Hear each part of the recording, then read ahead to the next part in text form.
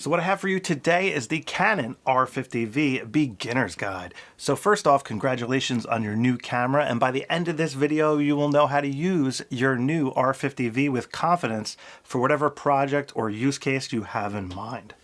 So the R50V is a mirrorless camera that is very similar to the Canon R50, except this one is optimized for video.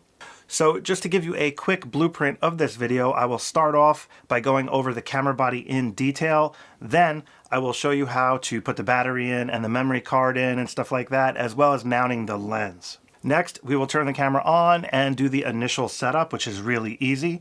After that, we will get into the auto modes first, as this is a beginner's guide, and if you've never used a camera like this before, it's a great place to start, and the auto modes are very powerful. After that, we will go into the more advanced creative modes, and I will explain how each of those work. After that, we will head into the menu, and I will go over all the features that I think you need to know about so you can get up and running as fast as possible, no matter what project you have in mind. Hey there, my name is Jay, and I'm a 20+ year pro photographer, YouTuber, drone pilot, and father of 2 amazing humans, and I just wanted to give a big thanks and shout out to BH Photo for letting me borrow the Canon R50. So if you guys are looking for any photo or video gear, be sure to check them out, and I will have them linked below in the description area.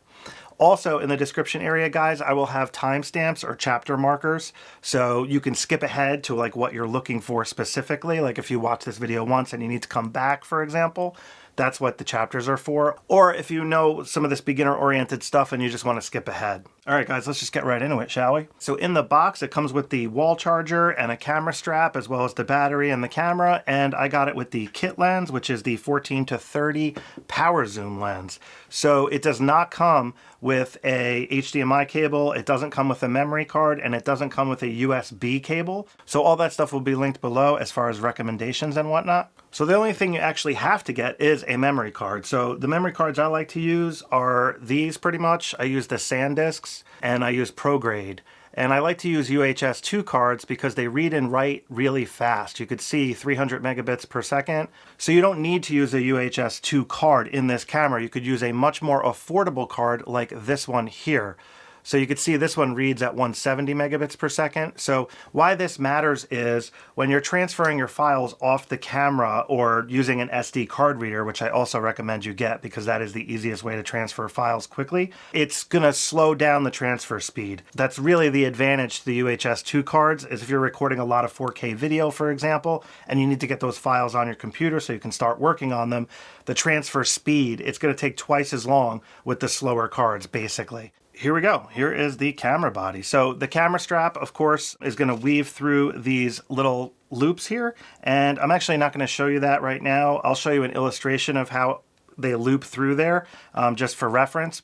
But I don't want it on there for this tutorial because it just gets in the way and it's pretty time consuming, you know, putting it on there. So next we have the charger. This is the wall charger and this is the battery. So the first thing we're going to want to do is take this little plastic cover off, put it inside this charger, like that, and then on the back of the charger you have your wall outlet, swivels out like so.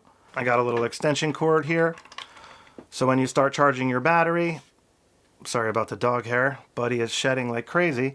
So when you put this in here, you'll see the orange light goes on. That tells you that it's charging. When it's full, this light will light up and you will be good to go at that point. You can also charge the camera via a USB-C cable with the battery in the camera. So that might be easier for you depending on where you are. And you can just use a wall charger very similar to your cell phone, for example. So I'm just going to take that out for now.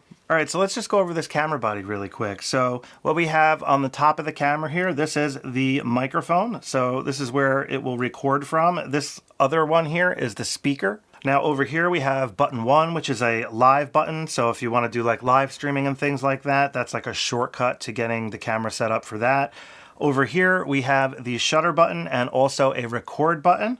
And it's a 2-stage button, so if you press it just a little bit, it'll focus. If you press it all the way, it will start recording video or it'll take a photo. Then you have the zoom lever here. Now this is awesome for power zoom lenses, so you can zoom in and out with this lever. It is variable, so if you just turn it a little bit, the lens will zoom slowly, for example. We also have a lock button here. This lock button's pretty cool because it'll actually lock the dials from changing settings. For example, if you're gonna hand it to somebody and you're afraid they're gonna hit a button and mess up the settings, you can just lock it and then say, hey, can you take a photo of me and my family or whatever? And all they have to do is press the shutter button. You don't have to worry about the settings getting messed up. Up here, we have the main mode dial, and you have a bunch of different modes on here we'll talk about. We have another main control wheel here. That's what this is. So this rotates. It's got nice feedback. Now we have an on and off switch here, like so. So you got an on, off. Now looking at the back of the camera, we have a menu button and we have a playback button. So this will bring you into, so you can review your photos and videos and stuff. And then the menu will bring you into the menu system. Now over here, we have a bunch of other buttons. We have the AF on button, which will kind of act as like pressing the shutter a little bit. It'll focus for you. That's what AF on means. It'll like turn the focusing on for you. Then we have a color button. Now this is where some of the color options are for different looks. So the camera has like creative looks and things like that. In addition, in the color area, that's where you can access the more advanced features such as C-Log. Now down here we have a control wheel that also spins, as you can see here. So this is also a 4-way button switch. So depending on if you're in playback or if you're in regular camera mode, they'll do different things. So for example, this top one will be is the garbage can, but when you're using it for photo or video, it'll act as the ISO button. And then over here on the right, we have drive modes. You would hit this button to go into continuous shooting, so rapid fire shooting mode, self-timer mode, for example. White balance, that's what this is. That'll just shift the way the colors look, whether they're cool or warm. That's what white balance is. Then we have autofocus and manual focus. So the info button will change the way the screen displays as far as the information that's on the screen. So you can have a lot of information, no information, or just a little bit of information, for example. I'll show you that when we turn the camera on. And then we have this really cool flippy screen here. So the screen flips out and you can rotate the screen. So if you're low to the ground, you can have it like this. Or if it's above your head, for example, like at a concert, you can have it like this and you can be holding the camera above your head. You can still see the screen. You can also swivel it this way, and now the screen is basically how it was before, except you could see it now as opposed to it being in the armor mode. So that's what I call it when you have it like this. So now the screen is protected. So I recommend leaving it like this if you put it in your computer bag or your camera bag, you know, just so the screen doesn't get scratched. Now, if you're shooting in selfie mode, you would have it this way, and now the screen is facing you. So this is the grip. It's pretty nice. It's like rubberized and it's got like a nice texture going on there. On the side here, we have a 1/4-20. Now what this is for is so you can mount like a tripod plate, for example, and you can use the camera in vertical shooting mode. Now on the bottom of the camera, you have another 1/4-20, which pretty much all cameras have it in this spot. This is like a bonus one over here. So you can mount a tripod plate and so forth to here as well. Now looking at the side here, let's just go over these ports really quick. You just got to get your nail under there to like peel that back, and then you can swivel it out of the way. So what we have here is a micro HDMI port, and this is where if you want to use a monitor, for example, or hook your camera up to a television, you could use this HDMI port here. Below that is the USB-C port. Now you can use that for charging, and you can also use that for transferring your files to a computer. Now one thing of note is when you hook up the camera to the computer, it doesn't come up as like an SD drive like a lot of cameras do these days. It comes up in like a different method, so it makes it available for import. So if you're using something like Adobe Lightroom or Final Cut Pro, for example, you can import the video footage and it will pop up as a camera. So, but it doesn't pop up like as an SD card. So just so you guys are aware, that is one of the reasons why I recommend getting an SD card reader if your computer doesn't have like an SD card slot in it, because it's much easier to just drag and drop the files over, in my opinion, than it is when you have to import them like that, because it's easier to dictate where the files go if you have full control. Now above that, we have the microphone. Let's swivel that out of the way. So we have the microphone port up top here, and we have the headphone jack, and we also have a remote control port here. So this can actually take a remote control, which is handy. It has like a little wire, and you can hit the record button, you know, so you're not actually touching the camera. That's what that's for. And the mic is pretty cool because you can use the hot shoe up here if you want And you could use like microphones like the Sennheiser MKE 400 or MKE 200, for example. And they have like a cable that comes off of them, and you can plug them right into this port, and you can get way better audio recordings if you use a method like that. In addition, the shoe up here, you can put, this comes off with your fingernail. It's kind of hard to get this off. But this shoe here, you can mount like proprietary Canon stuff, and they make microphones that you can put right in here, and then you won't need a wire, and it'll record audio that way. So you can also use flash units in here and stuff like that. All right, so looking at the front of the camera, guys, what we have here is a lens release button. This is another record button, which is cool that it has that on the front. I like that feature. Now you also have this little icon here. It's kind of hard to see. I'll show you that later when we turn the camera on in a minute. That's called a tally light, and that will light up to let you know that the camera's recording. And it'll also let people know that you are recording them. So you can turn that off in the menu system if you don't want that to come on. You know, if you're trying to like stealth record or something. Now up here we have an AF illuminator. That's what this is. So that'll help the camera focus in low light conditions for photos and stuff like that. It'll actually illuminate a beam, and you can also turn that on and off in the camera. But in addition, that will flash when you're using self timer. So it'll actually flash to let you know the self timer is counting down. This is the kit lens that came with it, and pretty much all the lenses will work the same. Some lenses have more features than others though. Some lenses will have manual focus, autofocus switches on them, image stabilization switches, for example. This is just a very basic kit lens, but it is a power zoom lens. So you can actually zoom this lens by toggling this left and right. So you got telephoto and wide, like so. On the front, we have a lens cap. So you just pinch these and then you can take it off. Now this lens has a 58mm filter thread, so there's actually threads here, and you can thread on filters. And that's very helpful for controlling shutter speed, for example. You can use an ND filter to slow the shutter speed down if you're outside in very bright conditions, or you can use a polarizing filter or a UV filter, protective filter, just to protect the front of the lens. Now this lens doesn't come with a lens hood, but you can purchase one separately. I'll have that linked below. Kind of wish it came with it, but it didn't. So back here we have the rear lens cap, and that's what it looks like back there. Now these are the electronic contacts that marry up with the camera, which I'm going to show you right now. So again, here is the camera body cap, and you just turn it to the left, and you can see there's like a little notch there on the top to let you know where to put it on, and that lines up with this red dash. So you could see that notch lines up. That's how you do it. Now in here, that is the camera sensor. Now you always want to keep this covered whenever you can possibly. You don't want to leave this exposed. Now look at this little pin here. That is the lens release pin, and you can see when I push this button how the pin goes in and out. That's what locks the lens on. And there's those contacts that marry up with the contacts on the lens. So now if you look at the lens, we have that red dash right there on the top. So that red dash is going to line up with that red dash. So we just line it up like that, see? And now we turn it to the right and listen for the click. Hear that click? That's the lens pin that just clicked. So now this is locked on. To take the lens off, you have to release the lens pin by pushing this button, and then you can rotate it counterclockwise and take the lens off. So that's how you would go about changing lenses and mounting the lens.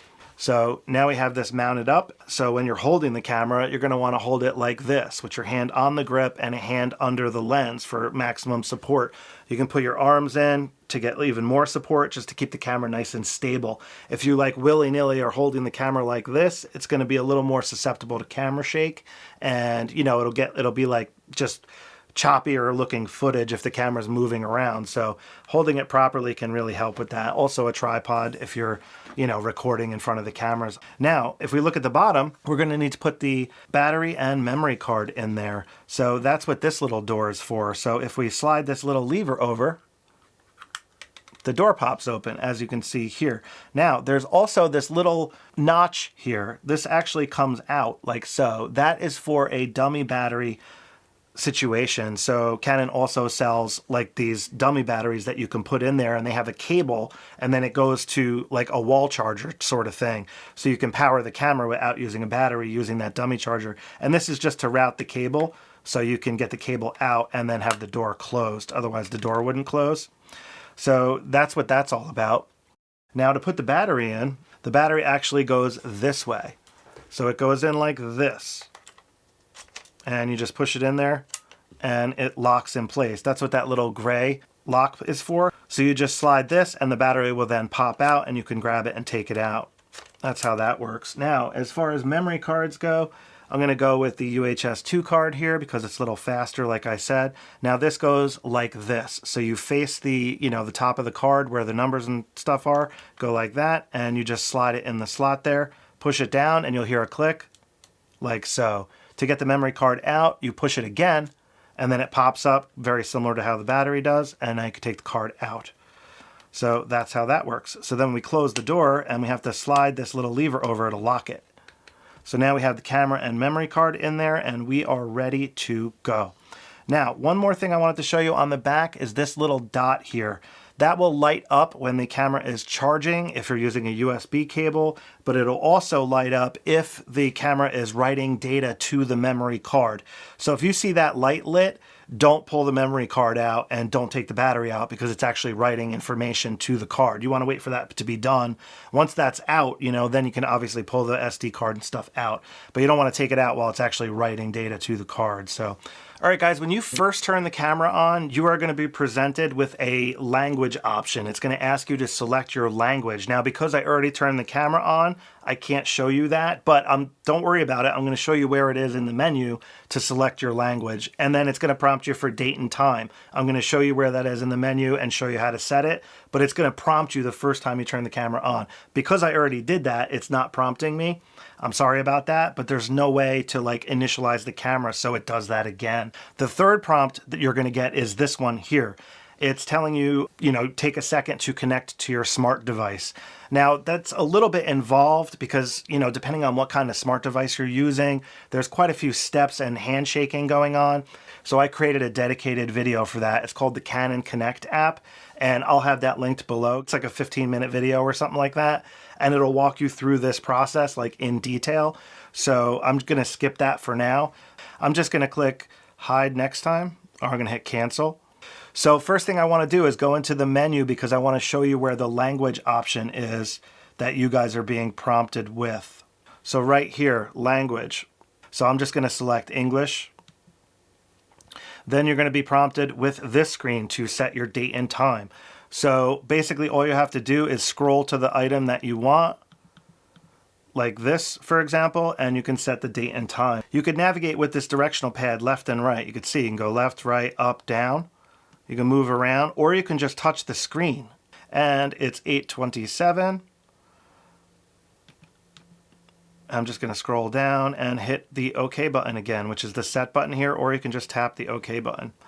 So that's the initial setup that it's going to prompt you guys with. After that, it's going to look like this. And I have the camera set to video mode right here. You can see it says A+, and it looks like a little video camera. So that's how I have the camera set. Now, because the screen by default dims in 10 seconds, I'm going to change that in the menu. So I'm just going to show you where that is because during this tutorial, the screen is going to keep dimming and I don't want it to do that. So you might not want to change this setting, but I have to do it. So I'm going to show you where it is. It's in the power saving option right here. And by the way, guys, to navigate through this menu, you can use the info button and it'll go through the main tabs on the top. Or you could use the zoom lever to go through the main tabs. And then you could use the sub dials to go through the sub tabs. So you could see how it's going through the lower tabs now. So that's how you could navigate the menu. In addition, guys, you could touch or you can drag like so to navigate the menu. So there's many different ways to control this thing, just to be clear. So again, I got to go into the power saving area. Now here's the option I want to change, screen dimmer. I'm just going to disable it. Screen off, I have as set as disabled, and auto power off. I'm going to set it to 10 minutes. So this way, during this tutorial, that hopefully won't be an issue. So again, this is what it looks like when you first turn it on. Now, let me swivel the screen out here and just show you by default how this works. So if you want to zoom, you can use the lever here. So you can see I'm zooming in and out with the lever, and if you just touch the lever a little bit, it'll go nice and slow, or you can go fast. So that's what the zoom lever does. Now I can hit the record button and it'll start recording. So now we're recording video, and you can see how that red box comes up. That's like a display indicator, which I really like. And you can also see this tally light I was telling you guys about. See that? So let me just stop recording by pressing the shutter button again. And if you press the shutter just a little bit, it's going to focus, but in video mode by default, it is on the servo AF mode. Now you can also turn the lens to zoom, as you can see here, and you can do it slow or fast, same situation. And you can also hit the record button on the screen, like so. So that's just basic use of the camera in video A+ mode, which is automatic video mode. So as far as focus goes out of the box, the camera is just going to choose what to focus on by default, but you could just touch around and you could see that little box just came up, and that's going to force the camera to focus on where that box is.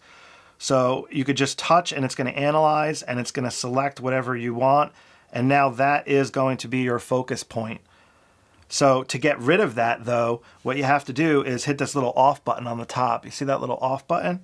Click that, and that will turn it off. So just a quick look around the screen here. You can see up top there, that's the record time. That's how long you'll be able to record on the given video format settings, which we'll go over in a minute, and the size of the memory card.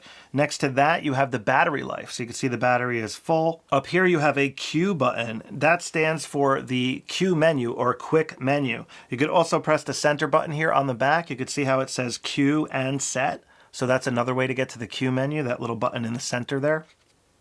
So if we hit the Q button, you can see it brings up this little menu on the right-hand side. But because we're in full auto mode, we have limited options here.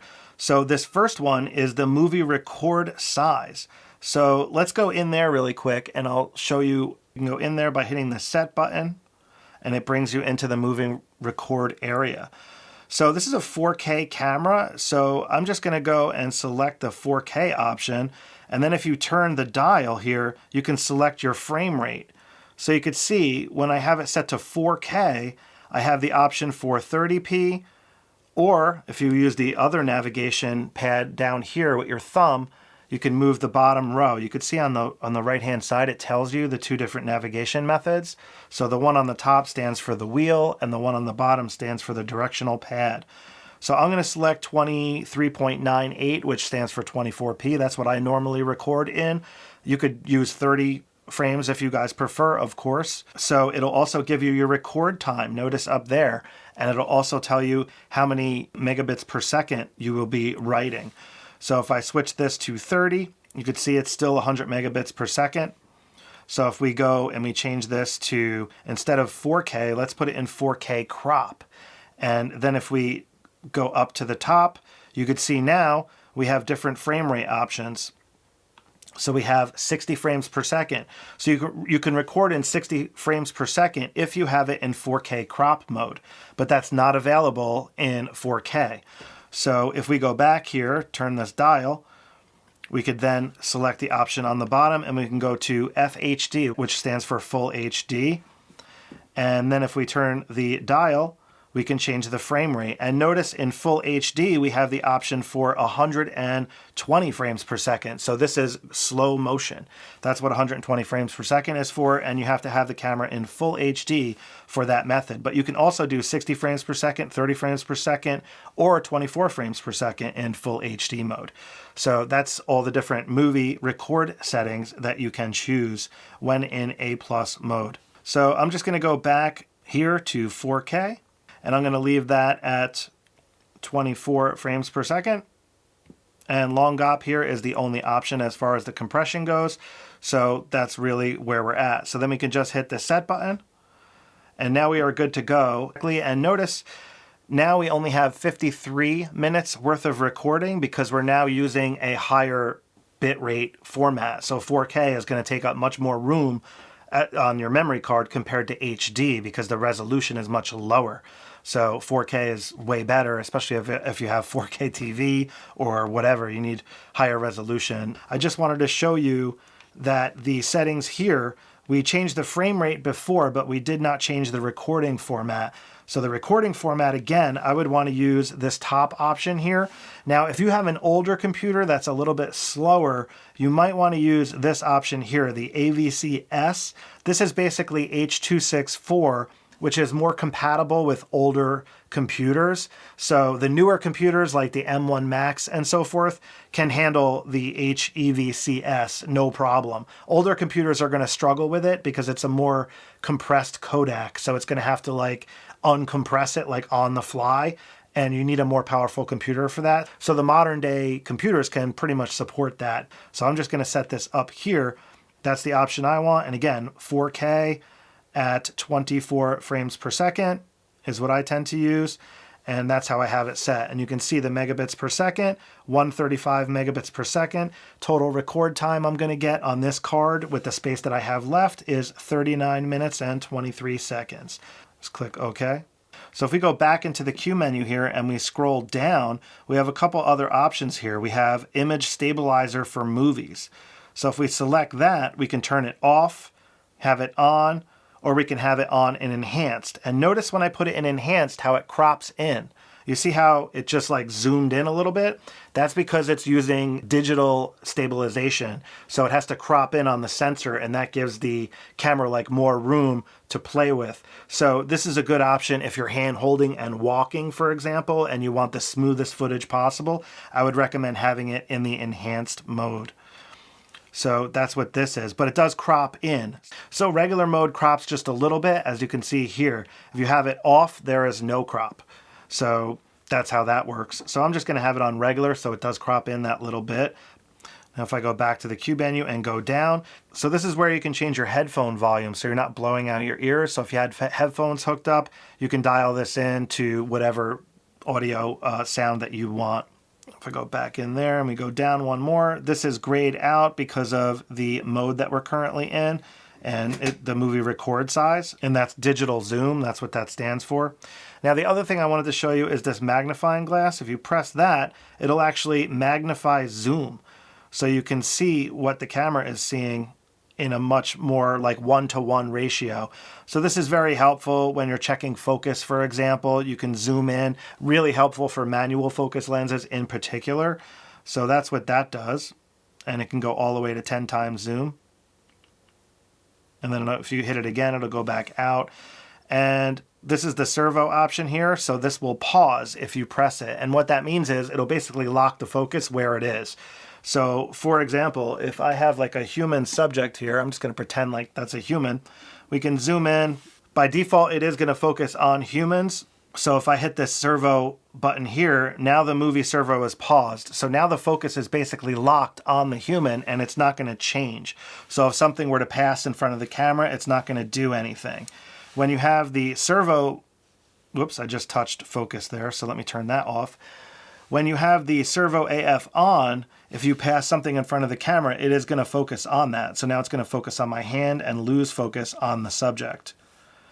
So that's just a pretty cool feature, how it's just right there. You can just do that if you need it, depending on what you're up to. So that's pretty much how automatic video works in A+ mode. So let's switch this camera now to the scene mode here. So if we go to scene mode, we have a couple more options in scene mode. So if we click on this little camera icon here on the top, these are the different options. So we have movie IS mode is what it's in right now, and that just stands for stabilized video.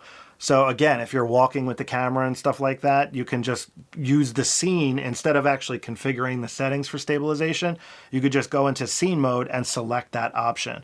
And here's one for close-up demos. So this is great if you're reviewing products or something like that. You can set the scene mode to that. And what that'll do is it'll prioritize if you hold the product up, for example, it'll focus on the product as opposed to your face. So it's like a product showcase sort of mode. And basically it'll like turn off facial recognition so it doesn't focus on the face when you're holding up something. Then this one here is Smooth Skin Movie. So this will enable skin smoothing, and it actually works pretty good. So if you're trying to get like a little bit of a beautify effect and recording yourself, like if you're putting makeup on or whatever you're doing in your videos, this is a pretty cool feature. Just turnkey. It'll smooth your skin for you if you want that. And that's basically what scene mode is all about. So it'll just basically configure the camera optimized for those three things. Not really that much to it. Now, if we go here, this is photography mode. So when you're in photography mode, it's going to prompt you with a bunch of different options here. So when you're shooting in RAW, you can apply effects after the fact. So JPEG and RAW are two different formats that you can record photos in. RAW is what you might think is more raw. It's not like processed as much. JPEG is fully processed by the camera. So that's what they're telling us here. So if you want to use like the creative modes, it's not going to work if you're shooting in RAW format. So right now it is set to JPEG large. That's what this little L is over here. So if I select that, these are the different options for JPEG. So you can change the size, and you can see as you change the size, you're going to get more photos because I'm using less, less resolution and stuff. So you can get a lot more photos if you change this, but I recommend leaving it in large for maximum quality. Now, if you want RAW, you can hit the info button on the back of the camera or just touch right here. And this is where you can enable RAW. So now I have RAW, and you can see it's showing us here RAW plus JPEG. So, and you can see here, now it says RAW plus JPEG in the little icon. If you want to shoot just RAW, you would have to go to the minus here on the JPEG option and then have RAW selected here. If you want just JPEG, you hit the minus there, and now you can see it's just JPEG mode. And this CRAW is compressed RAW, so that'll just be a more compressed file, so the files won't be so large. If you're shooting RAW, you're not going to be able to take as many photos as you would if you're in JPEG, for example. So if you hit this little square here, this will bring you into your drive modes, and by default it is set to single shooting. Now, single shooting, let me just show you. If I press the shutter button halfway, it's focusing. If I press it all the way, it's going to take the photo. So that's how it works by default. Now, let me go back in there and show you what high speed continuous does. So now if we press the shutter, so it's rapid fire shooting. That's what high speed. So it's great for sports and stuff like that. So that's where high speed continuous is. And you have different speeds. So if you don't want to take 11 frames per second, you can put it in high and it'll take like 5 or 6. I don't remember off the top of my head the exact numbers. I just hit touch focus by accident. I'm just going to cancel that there. Let me go back in there. So you have low speed continuous, and now you have self timer. So check out what 2-second self timer does. Watch this. Remember how I told you that thing would flash? So that's what 2-second self timer does. And this is great for self portraits, for example. You could set it to like 10 seconds, and that'll give you a lot of time to like get your family in order, so you can run around and then get in the photo. Now this one is continuous self timer. So you can actually select this button and you can tell it how many photos you want it to take. So let's like set it to 5, for example. And now if we go to take a shot, it's going to self timer 10 seconds by default. So we're going to have to wait a second here. And then it's going to rattle off 5 shots. Check this out. See that? So that's what self timer continuous does. And you could dial in the number of shots here. So I'm just going to put it back to single shooting, and then I'm going to hit the back button here. So there we have it. Now down here, I just want to show you this button down here. It looks like a little picture of a truck and a hand, and it says off. This is touch shutter. So if we turn that on, see it says touch shutter enabled. Now all we have to do is touch, and it's going to focus and take the shot. So if I touch over here, it's going to focus and take the shot. And this is the review. It reviews the photo for 2 seconds. That's why it didn't work for a second. So when I touch and take the photo, there we go. Now we're reviewing the photo, and now it's back to ready to fire again. You can actually turn off that review photo option. By default, it like shows up for like 2 seconds. So it kind of limits you because the camera's kind of locked for 2 seconds when that review comes up. But a lot of people like that because you can see the picture you just took for a second. So that's what that does. So touch shutter is a really cool feature, and I use it all the time. So I'm just going to turn it off for now though, because I like using touch focus and not always having to take a photo, for example. So I just touched around here. I'm just going to turn that off. And now we're good to go. And just by default, it's going to focus on the human. Now, down here on the right is where the creative options are. So choose an effect from the presets and then shoot. So I'm just going to turn that off by hitting that little box. I don't need that to come up every single time. Click OK. So what that was telling you is this is the preset option. So if you select this, these are all the different presets. And there's a ton of them in here. You got vivid, soft, warm, cool, green, shine, lime, peach, black and white. So if you want black and white, you know, here you go. Blue, purple, and that's it. So those are the different presets that you can use in auto mode, full auto photography mode. So that's pretty cool that you can get those different looks. So if I just click OK, that'll go out. And now if I press this again, you have all these other options here. So if you go over to the right, you got background blur. If you select that, you can set the camera so the background is as blurry as possible. So that will configure the camera for you, so you don't have to think about different options such as aperture and so forth. This is just a turnkey way to get a blurry background if you're doing like a self-portrait or portraits of your kids or something. Now, if you want yourself and the background to be sharp, you can move it over all the way over to here, and that will ensure that like everything is sharp from like the front to the back, for example. So that's what that feature does. Just click OK. So you can see there's a little color reset button. So anyways, background blur, we're just going to go to brightness. So this is where you can go to change your brightness up and down.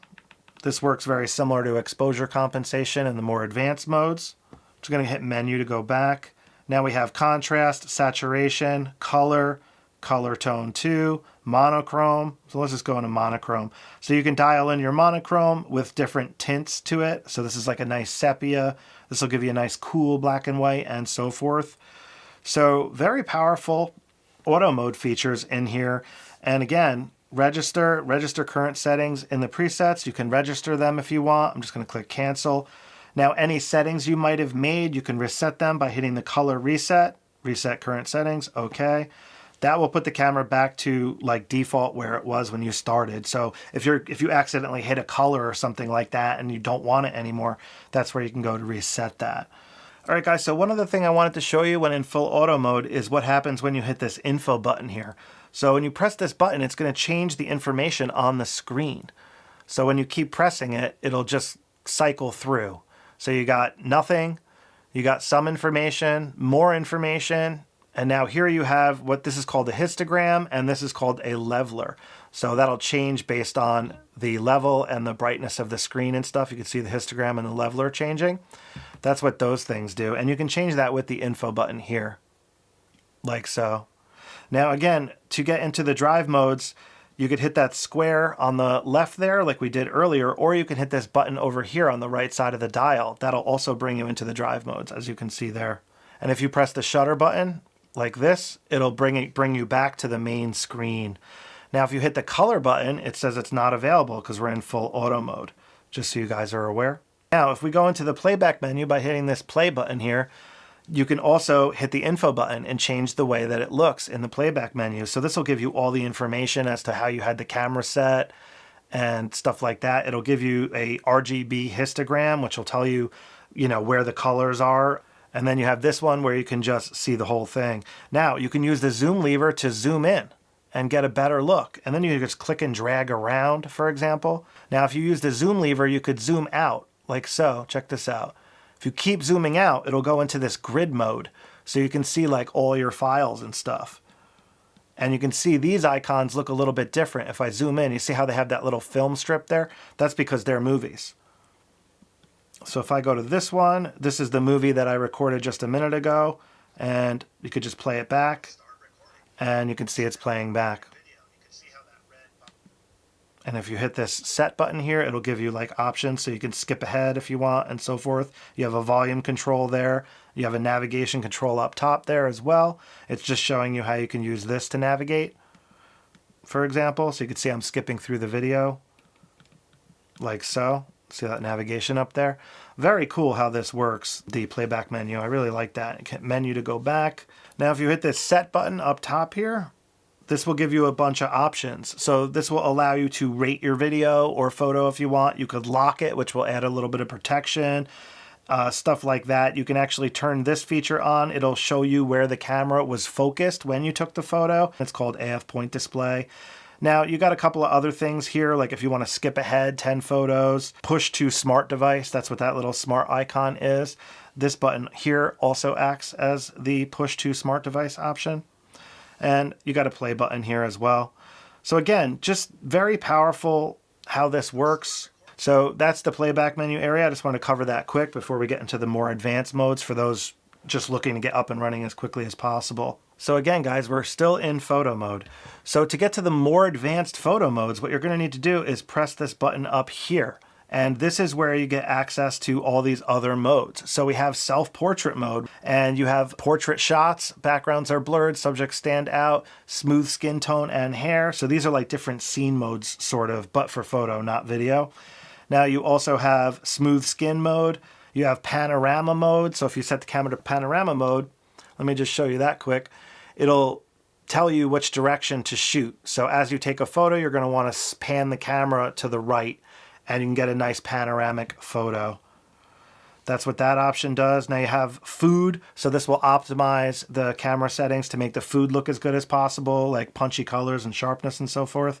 Now this one is handheld scenes, so this will actually take 4 consecutive shots, and you can use it without using a tripod, but you really do want to hold the camera nice and steady. But what this is helpful for is it'll give you nice clean images when it's really dark out, because it'll take the 4 shots and then combine all the data, which will help cancel out the noise. And it'll help with like darker areas and stuff to brighten them up. So that's what that mode is for. And then we have the more advanced modes here, like shutter priority mode, aperture priority mode, manual mode, and bulb mode. So we're going to go over those a little bit in more detail a little later. I want to first go over the video modes though, because this is a video optimized camera. So let me just switch this back to program auto mode, which is where we're going to go next when we get into the photography stuff. So I'm just going to switch the camera now to full-fledged video mode here. And we're going to go in there. And now, when we hit this video icon up here, you could see you have the different video modes. So again, you have movie shutter priority mode, you have movie aperture priority mode, and then you have full-fledged manual mode here. So we're just going to start here in movie auto exposure mode. And notice how it looks very similar to the A+ video mode that we already looked at, except you have more options. You have the auto white balance option here, that's what that stands for, and you have an exposure compensation option here. So let me open up the camera so we can see this a little bit better. So again, on the bottom here is the exposure comp, and we can touch this if you want, and you can drag to lower the exposure, and you can drag to raise the exposure up. Or you can use the control wheel on the back. So you could turn it, or you can just go left and right with it. So why you might want to use this is because sometimes the camera will underexpose or overexpose depending on what you're shooting. Like if you're shooting like a white building, for example, and there's a person in the front of it, you might have to brighten it up. Or if you're outside in snow, when it's like all white, the camera is going to underexpose that just by default. So those are situations where you would want to raise the exposure comp. Sometimes the scene is too bright. It's when like really dark areas, the camera will tend to brighten it up like too much, and the blacks will end up looking gray, for example. That would be an example when you would want to lower the exposure comp. Because remember, a lot of times you're going to want the scene to look like what it looks like with your actual human eyes. And sometimes the camera gets a little confused in that regard because it's trying its best to figure it out. So that's why you have exposure compensation, so you can dial things in. So now white balance is the other option that you see up here that wasn't available in the A+ mode. So white balance, I mentioned earlier, will actually make the image warmer or cooler, basically trying to get the whites to look white depending on what lighting conditions you're in. So if you're outside in the sun, you would want it set to daylight mode, and it'll try to get the camera as accurate as possible when in the sun. And then you have shade. So you could see how here in the studio, it's making it a lot warmer when you have it in shade mode. And cloud, for example. Then you have tungsten lights, you know, those really yellow lights that you see on lamps and restaurants and stuff will have those really yellow lights. If you set it to tungsten, you can see how it shifted it to blue because it's trying to cancel out that yellow cast to make the skin tones look as accurate as possible. So that's what white balance does. And you have all these options in here. This is custom white balance. So this is a more advanced option, and you would need to use a gray card or like a white wall, for example, or a light gray wall. And you can actually custom white balance. So this is the most accurate way to get the most accurate white balance. So if you're doing professional work, I definitely recommend using custom white balance. And you can set that by just hitting this button here, and you can see that little square comes up. That square you would want to line up on like a gray card and then under the current lighting conditions, and that will then set the camera to that gray card reference for white balance. And like I said, that's like the most accurate way to do it. So I'm just going to hit menu to go back, because I don't want to do that right now, and I'll go back in there. Then you have K1. That stands for Kelvin, so you can actually set the color temperature, the white balance. You can set the white balance by color temperature, and that's helpful for studio situations. For example, like my main light over here is calibrated for 5000 Kelvin, so I could just set it to 5000 and it's going to basically be correct for this given light. Now, custom white balance is still going to be a little bit more accurate because, you know, different colors in the room might affect the way that the light falls on the gray card, even though that the light is 5000. So again, just a little bit food for thought there. Now you have a couple different Kelvin options here that you can set. Great for different rooms, for example. One room might have tungsten light, then you might be running outside, for example, whatever the case may be. So I'm just going to put this back to auto white balance. Does a really good job most of the time. And then, of course, we have the Q menu up top here. And now we're going to have more options in the Q menu because we're in a more advanced mode. So if we scroll down here, we have autofocus area. So if you select that, you can change your autofocus area. So this is whole area AF, which means it's going to use the whole sensor. Now we have a couple flexible zones here. Flexible 1, 2, and 3. So if you select those, this is the flexible areas. Now, if we want to go back in there, we can hit the set button on the back of the camera, which also acts as the Q menu. And then we can go over, and we have here flexible zone 2. And you can see this one is kind of set up in like a vertical format. So it's going to limit the focus area to that box. That's what autofocus area means. It's like limiting the focus. Remember, the full area was the whole sensor. So now it's just limited to this little area there. Now, this is 1 point and AF points surrounding it. So if you select this, this is basically just going to limit the focus area to that center box, but it will expand out a little bit. So if you're trying to track like a flying bird, for example, this is a good mode to use. Or if you're shooting sports, you just want to track the one subject. If you go slightly off, it'll like reach out and hold on to them. That's what the expandable like dots are for in this mode. Again, this is a great mode for tracking moving subjects and limiting the focus area to just that small little area. I know you could always override this by moving it. See that? So I could move this focus area to wherever I want, which is super helpful depending. Like if you're tracking somebody and you want them on the left side of the frame, for example, you can just move it over there. And now it's going to track them over there, sort of thing. So that's what that does. And you could reset it now by hitting that button on the top. It'll bring it back to the center. See that? So if we go back in there, go over, we just have a couple other focus areas here. This is just an even smaller one. And this one is just single point AF. So this is another just really small. It doesn't have the expandable. And then this is the smallest one. So this would be the most accurate if you're really trying to focus on something very specific, like the center of a flower, for example. You can like use this one and then you can move it around and really get it exactly where you want it. You know, like on her neck, for example, I want it to focus on her neck, let's just say. So let me just hit the button again and go in there. I'm just going to go back to the whole area mode.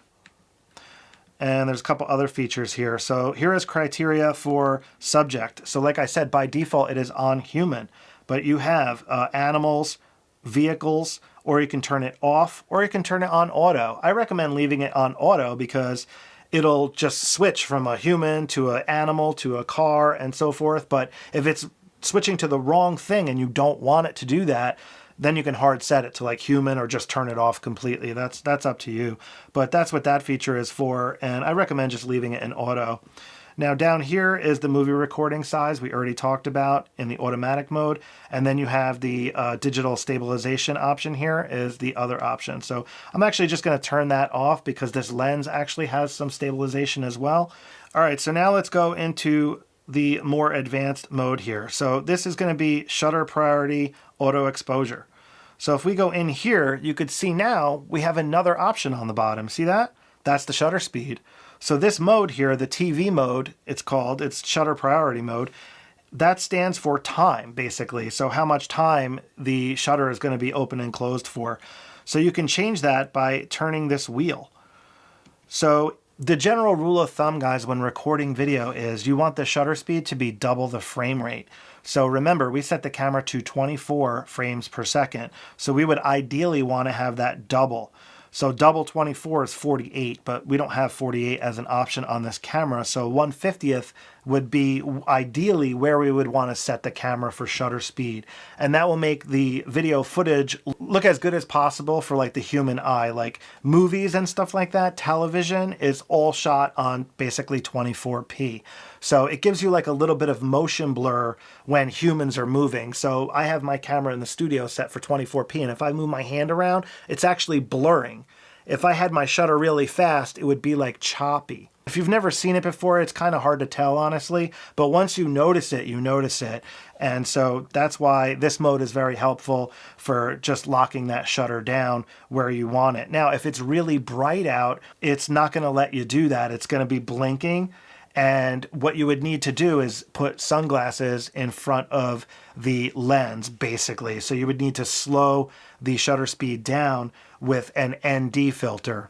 An ND filter is basically like putting sunglasses in front of the camera. And that's how you can get your shutter speed to the ideal shutter speed in bright conditions. So like I said, sometimes it's just too bright and that shutter speed might be at 1/500th of a second or something. There's just nothing you can do about it except put, a filter in front of the lens, or you can stop the aperture down, which will help slow it down. You can also change the ISO, which we haven't gotten into yet. We'll get into that in the more advanced modes in a second. So that's basically what shutter priority mode does in video. Now, if we select that again and we go to aperture priority mode, that will allow you to change the aperture. Now you can see here, now we have an f-stop number. So aperture is measured in f-stops. Shutter speed is measured in time and fractions of a second. It's 1/50th, 1/60th, but you can go all the way up to 30 seconds in photo mode, if you want to take super long exposures, and then even longer if you use bulb mode. We'll cover that in a minute. But notice here how I can change the aperture. So right now, f4 is the fastest aperture that I can get with this lens. And what I mean by fast is how large the aperture diaphragm is. So f4 is the largest the aperture diaphragm is. So that basically means as wide open as the pupil of the lens can be. So if I turn this, this is called stopping down the lens. So I am basically closing down the aperture of the lens, just like the pupil of your eye. So the larger the f-stop number, the smaller that the pupil of the lens is going to be. So f22 would be like all the way closed down for the aperture. Now, aperture controls a couple different things. It controls, again, the size of the lens diaphragm, like the pupil of your eye, but it also controls depth of field. So if you remember that blurry background and sharp background option, aperture is basically what the camera is changing to do that. So if I want a blurry background, f4 would give me the most blurry background if I was to focus on this subject. And you can see that right here, guys. Look, if I focus on this subject, you could see she sharp. Look at the background. You could see how it's like blurry back there. Now watch when I change the aperture. Let me put it to like f16. You see how the background is much sharper now? That's what depth of field is, and that's what aperture also does. So again, aperture controls the iris of the lens or the pupil of the lens, and it also controls depth of field. So that's what aperture does. Now, let's go into manual mode here. This is the most advanced mode here for you power users out there, and this will give you full control of the camera. So now we have shutter speed, aperture, and over here we have ISO now. So if we select the ISO, right now it's in auto, but we could hard set that to like ISO 100, for example. So let's just set it to ISO 100. And now you can see the screen is black. And that's because it's severely underexposed. You could see here on the meter, when you have the ISO hard set to a number as opposed to having it in auto ISO, the exposure comp will switch to a meter. And you can see it's telling us it's below -3. That's how dark it is. So to brighten up the scene, we can lower the aperture and we can slow down the shutter speed. So see how I'm slowing down the shutter speed here? So now it's at 1/8 of a second. That's the slowest we can go when recording video. But we can also lower the aperture number. It's at f5.6 and we can lower that to f4. So now if I press the shutter button to get the camera ready to go, you can see the meter there is now right in the center where we want it. So this is a proper exposure basically for the given scene that we're currently in. That's how that works. And that's at ISO 100. So let's raise that ISO up to like 400, like so. So now you can see it's overexposed. And if you look at the meter here, you could see it's at like +2 1/3 at ISO 400. So we could either lower the ISO to get a proper exposure, or we can change the aperture and or shutter speed. So let's change the shutter speed and watch how the exposure comes back. See that? And right there is a balanced exposure. So 1/30th of a second, ISO 400, f4. So let's put that back to 1/8 of a second here just for demonstration purposes. And watch now when I change the aperture. And remember, I'm closing down the pupil of the lens. See how that meter is coming back? So here we go. F8 will work at ISO 400 at 1/8 of a second. So manual mode gives you full power, and all three of these things work together. And that's known as like the exposure triangle. So you have aperture, shutter speed, and ISO. They're all part of the exposure triangle. So you can manipulate the exposure with all three of these tools. But you are limited. Like the aperture is limited to what the lens has as an aperture. Some lenses are much faster, for example. Like the fastest this lens will go is f4. But there's lenses out there like the Sigma 18 to 50 millimeter f2.8 zoom lens is a great lens option, by the way. I highly recommend that lens. And that will go, this number would go to f2.8 if I kept turning it. Then of course you have really fast lenses like the Sigma 30 millimeter f1.4, for example. So that's a super fast aperture lens, and it will go all the way to f1.4, which will give you really blurry backgrounds. So that's basically what aperture is, shutter speed, and ISO when in full-fledged manual mode. So if I go back to ISO and put it in auto, and notice you have these presets up here as well. So now it's back in auto, and now it just went right back to 100 because that's what it's sensing. So let me change the shutter speed to 1/50th of a second, because remember, we're recording at 24p, so we're going to want that at 1/50th of a second, ideally. In auto ISO, if I raise the shutter speed to 1/50th, now when I press the shutter button down, you can see the ISO is now at 500. So the camera is jacking up the ISO automatically for a proper exposure with these settings. Now it'll do the same thing if I change the aperture to like f10. Now look at the ISO number here. Now it's at ISO 2500. So the ISO is basically making up the exposure via the exposure triangle in this case. I'm changing the shutter speed and aperture. ISO is like filling in the gaps. When you have the ISO hard set, you have to use the other options in order to manipulate the exposure like I showed you a minute ago. So that's pretty much how that works. And auto ISO is going to keep the meter in the center as best it can. Now, sometimes it can't if it's like a really, really dark situation. If I put this up to f22, for example, you could see here the ISO is now maxed out at 12,800. It doesn't go any higher unless you go into the expandable modes, which I'll show you when we get in the menu. Now you can see the camera is underexposed and there's like nothing that we can do other than change the aperture or the shutter speed. So if I change the shutter speed to 1/50th, you could see it brought it back a little bit, but I'm going to need to back off the aperture a little bit. There we go, f20. So now f20 will have a proper exposure at this extremely high ISO. So that's manual mode for video. That's how that works. And this is very similar in photography mode, except we'll have more options for shutter speed and stuff. So let's put this into photography mode really quick again. And I just want to show you the more advanced modes for photography. They work very similar though to what we just did in video. So again, here is shutter priority mode. And now you can see we have access to the shutter speed by turning the dial. So now watch if I turn this down, how it'll go past 1/8. So there's 1/8, that's where it stopped in video. Now look, we can go all the way to 1 full second, all the way to 30 seconds. So that's a 30-second exposure. You could see it's flashing because in this situation, the scene is going to be grossly overexposed because we're basically leaving the shutter open for 30 full seconds. So that's going to allow 30 seconds of time for the sensor to collect all that data, and it's going to be way overexposed. So this is great for like night scenes though. If you're in like dark, you know, and you want to get like taillights, like the blurry taillights and stuff like that, this will caption motion blur, because if anything's moving in front of the camera while the shutter is open for 30 seconds, it's going to look blurry, you know? So that's what shutter speed basically does.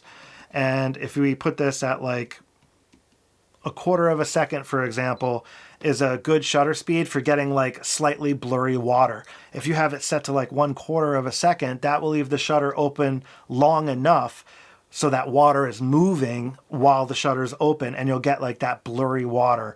And it looks really cool when you do stuff like that. That's one of the reasons why you might want to use shutter priority mode. Another reason would be if you're shooting sports and you want to freeze the action. So again, shutter speed is for capturing motion blur or freezing the action. So if we crank that shutter up to like 1/500th of a second, 1,000th of a second, like if you're shooting baseball, softball, volleyball, things like that, you would want to have your shutter at least at 1/500th, if not 1,000 of a second, or even faster, depending on how bright it is outside. So if we have this set to 1,000th of a second in this current lighting situation, the ISO is going to need to be at 6400. The aperture is at f4 and it's flashing because it wants to go faster. Right now, the auto ISO is maxing out at 6400. So it actually needs to be a little bit faster than that. So if I slow this down to 1/500, you could see how the aperture stopped flashing. So that's what it was basically telling you, that it needed more ISO, and the current auto ISO max for photography is 6400. So I'll show you where you can change that in the menu. So that's what shutter priority does. So let me go to aperture priority here. Now, we already talked about this. It's the same deal in photography mode. It controls depth of field pretty much. So if we turn this dial, you know, f4 is going to give us the narrowest depth of field with this current lens. And this is a variable aperture lens, by the way, guys. So when you zoom in at 30 millimeter, so I can't lower that anymore. I could raise the aperture up, but I can't lower it anymore. So now if we zoom out, I can lower it to f4. That's because it's a variable aperture zoom lens. A lens like that Sigma lens I was talking about earlier, the 18-50 f2.8, that's a constant aperture lens. So when you zoom to 50 millimeter, it stays at f2.8. So that's the difference between a variable aperture and a fixed aperture lens. So that's basically what aperture priority does. It just allows you to control the aperture, and you can manipulate depth of field and stuff like that. And notice in aperture priority mode, you have the option to change the ISO as well. And if you go into the quick menu while in aperture priority mode, in photography mode, you have all these options. So there's a lot more options available now in the quick menu when in photography mode. We already talked about most of them. So this one shot here is the autofocus operation. So you have one shot, you have AI autofocus, and you have servo. So I just want to talk about this quickly. The one shot, what that means is when you press the shutter button, hear it like locking. So the focus is now locked. So I could move this out of the way and nothing's going to change. It's still going to take the photo at that autofocus point locked. So what this will allow you to do is lock and then reframe the shot, for example, to get that person right where you want in the frame. So if I go in here and go to servo, Servo is going to constantly be tracking. So when I press the shutter button down, it's going to constantly be changing. You could see how it's following the subject around. This is what is used in video mode. It's constantly focusing in video mode, so it's like autofocus continuous. So if I hit that and then move the subject, it's not locking, see? So that's how that works, servo mode. So what you would want to use servo mode for is when you're tracking moving subjects. So if you're shooting sports and your kid is like running towards you, for example, you're going to want to use the servo mode for that. And the AI focus mode is just like the smart mode that will switch between one shot and AI servo automatically. So if it senses moving subjects, it will switch to servo mode on its own. And one shot, if you're shooting still subjects, it'll just keep the camera in one shot mode. Like right now it's in one shot mode, but if I start moving this around, you see how it switched to servo mode? And if we go back to still, it goes back to one shot mode. So that's what that does. So I'm just going to leave it on the AI focus. I kind of like that. And then of course we have subject detect. We already talked about image quality. Now this one is new. This is the aspect ratio. So 3:2 is the whole sensor. So 4:3 is going to crop in a little bit. So you're going to actually lose resolution and it'll change the crop. 16:9, it looks like a television. So it's just going to be like have those black bars on the top and the bottom. And then 1:1 is a square. So if you want to take a photo in square format, like out of the camera, that will give you that. But notice how it lowers the resolution. You can see it there. 16 megapixel, 20 megapixel, 21 megapixel. 3:2 is going to get you the full 24 megapixel. Now you can also use the rear wheel to scroll through the different options here in the quick menu here. Now flicker, this is helpful for when you're in a situation where like fluorescent lights are like flickering and stuff like that. Like when you're trying to take photos, you might see like weird banding under like weird lights, like fluorescent lights, LED lights, sometimes depending on what the shutter speed is. And you can actually cancel that out and by turning this on. It's a helpful, more advanced tool. Now you have white balance here. Now below that you have picture style. So you can see on the bottom here, you have all these different styles. Basically, it's how the images are going to be processed by the camera. So auto is going to optimize it based on what the camera thinks you're shooting.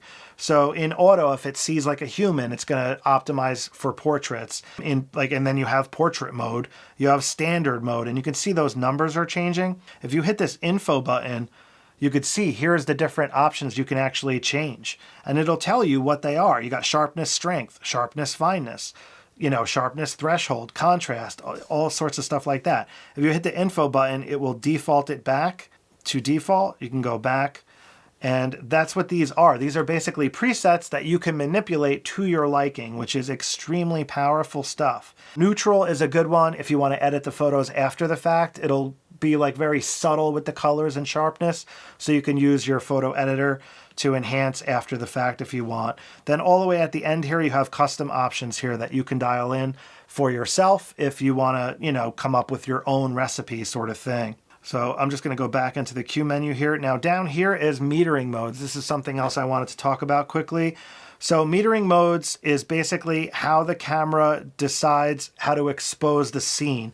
So this one here is the evaluate metering. So that's going to use the whole sensor and it's going to like figure out what the camera should look like exposure wise. It's not always perfect. That's why they give you these other options.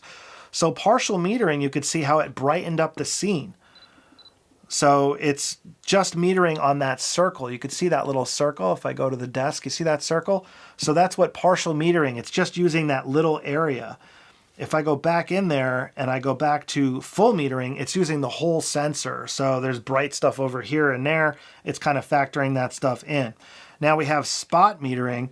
That's just going to be that little tiny spot. So you can see if I focus on the desk, it's going to expose for that. If I focus on the background, it's going to expose for that. If I put it on the person's face, it's going to expose for that. So spot metering is super helpful for challenging lighting situations. An example I could think of would be a light bulb. If you're trying to take a picture of a light bulb while it's on, it's going to like blow out.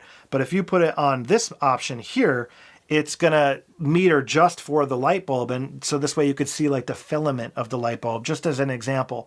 Another way you might want to use this is like frothy white water. That tends to overexpose a lot of times in bright sunny conditions. If you want to capture that bright like water accurately, like the white of the water accurately, you can use this metering mode, and it's just a great tool. Now, this one is center weighted average. This is very similar to partial, and it just basically prioritizes the center area overall. So that's what metering modes do, but I recommend leaving it on evaluate metering for the most part, because remember, you can always use the exposure compensation to raise or lower your exposure if you want as well. So these are all tools to help you manipulate the exposure to get it just how you want for your given use case. Now, if we go back in here and we go to manual mode, I just want to show you that really quick because it works just like it did in video mode, except we have a little bit more leeway with the shutter speed. So we can change the shutter speed with this dial. You can change the aperture with this dial, as you see there. And then you can go in here and hard set the ISO if you want, or you can leave it on auto. It's up to you. And if we go in here, we can go to bulb mode. Now I just want to show you bulb mode. Bulb mode's awesome because basically how that works is if you hold the shutter button down to focus and then take the shot, now the exposure is open. So the shutter is open right now, and it's going to stay open as long as I hold the shutter button down. Now, this will introduce camera shake if you're actually touching the camera. That's what that little remote control is for that plugs into the side. That will allow you to have this on a tripod, for example. You can hold the shutter open with that remote without touching the camera. And this is great for like super long exposures. Fireworks is the classic example. You're going to want a really long exposure for fireworks, so it captures those cool, streaky, firework trails and stuff like that. But there's a number of applications that you could use this for.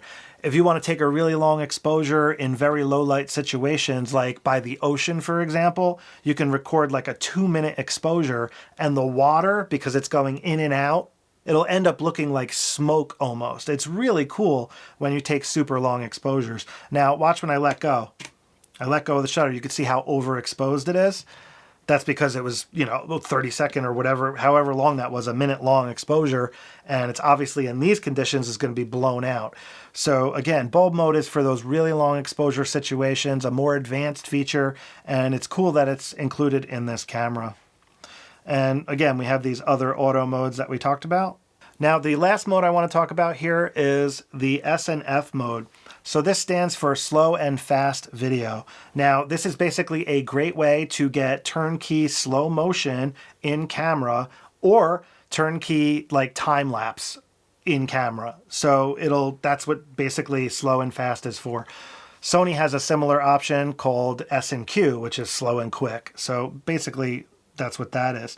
So if you go in here, you have a couple of different options for this shooting mode. You have shutter priority, aperture priority, or full-fledged manual. So if I go in here just under auto exposure option, all right, so when we're using the S&F mode, we actually have to go into the menu to configure those settings. So let me go over here. If we use the zoom lever, you can go like so. You can go through the tabs much quicker with the zoom lever or the info button, as you can see here. I like the zoom lever though, because you could go left or right. But anyways, we're in S&F mode here. So this is where you have to go to change the settings for S&F mode. So first, let's go to the movie recording format.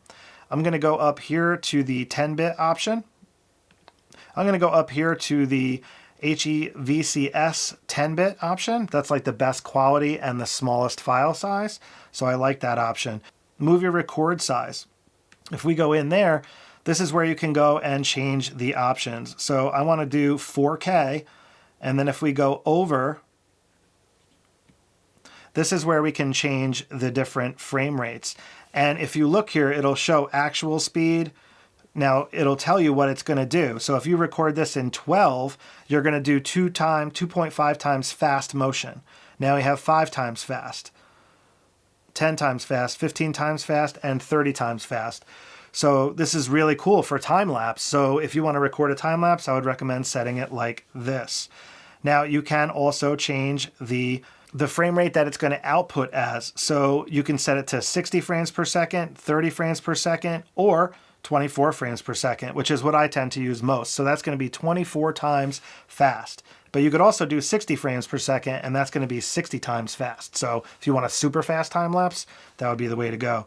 So again, I like to shoot in 24. So this is where I would have it set for time lapse if I were to do it, either 1 or 2 depending. So you got 12 and 24. I usually use 24. So to get slow motion, you can see here in 4K, if we have the 30 frames selected, you can see we're getting 1.25 slow motion. So that'll be turnkey in camera, just a little bit of slow motion.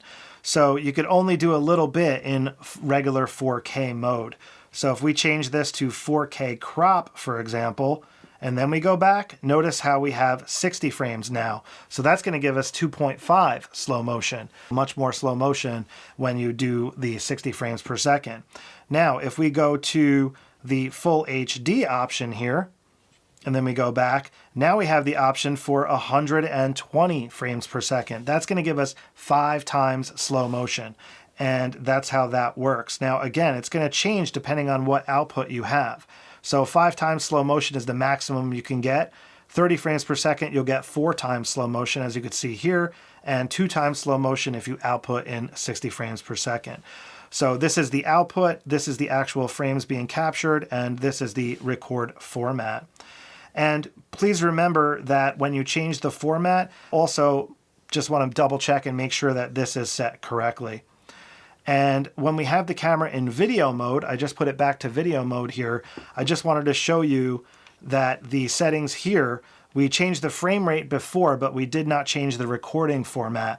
So the recording format, again, I would want to use this top option here. Now, if you have an older computer that's a little bit slower, you might want to use this option here, the AVC-S. This is basically H.264, which is more compatible with older computers. So the newer computers like the M1 Max and so forth can handle the HEVC-S, no problem. Older computers are going to struggle with it because it's a more compressed codec. So it's going to have to like uncompress it like on the fly. So I'm just going to set this up here. That's the option I want. And again, 4K at 24 frames per second is what I tend to use. All right, so I just wanted to show you, if I hit this lock button here, you can see it says controls locked. Now it's referring to the control ring on the lens here, which you can actually configure for stuff. And it's referring to the wheel on the back. So you see how it says locked when I'm turning this wheel? You can see the lock there. But this option still works. So I can still change this option, which is interesting. This one doesn't lock. So just to let you know, that's what the lock button does. All right, guys, so the color button here on the back, I just wanted to show you that. If you press this, this will give you picture styles when in video mode. So that's what the color button does. So any of the more advanced video modes, you can use the color button. So it doesn't work in the auto, the A+, auto mode, but it does work. So if we hit the info button here, we can change the different picture styles. So just like photo mode, you have your picture styles. You can go in here and you can change those, and you could manipulate them by hitting the info button if you want. That's what that does. Now over here we have color filters. This is really cool. If we hit the info button here, you got all these different color filters. So these are fun to play with. I highly recommend checking them out. And because I have the camera pointed down, you can't really see what they're doing, but it's just applying a slight color tint and so forth like we looked at earlier. So custom picture is where the more advanced video features are. So if we go into info here, this is where we can go to select C-Log 3, which is the more advanced video format. So if we go in here, we have C1 is Canon 709, which is the default. So that'll make it look like just kind of like a JPEG. It'll process the video footage for you in the Rec 709, which is what TVs and stuff and what we're used to seeing on television and so forth. Now C-Log 3, so this is where you would go to select C-Log 3. Now this is a more of a flat profile, but it'll give you the maximum dynamic range that this camera sensor is capable of. So this is like similar to shooting RAW. For photo mode, it's kind of similar to that. So you're going to have to process the footage after the fact in a video editing program, such as Final Cut, DaVinci Resolve, or Adobe Premiere or something like that. But this will yield you the best quality footage, but you do have to know how to process it after the fact. So it comes with a learning curve if you want to use, C-Log.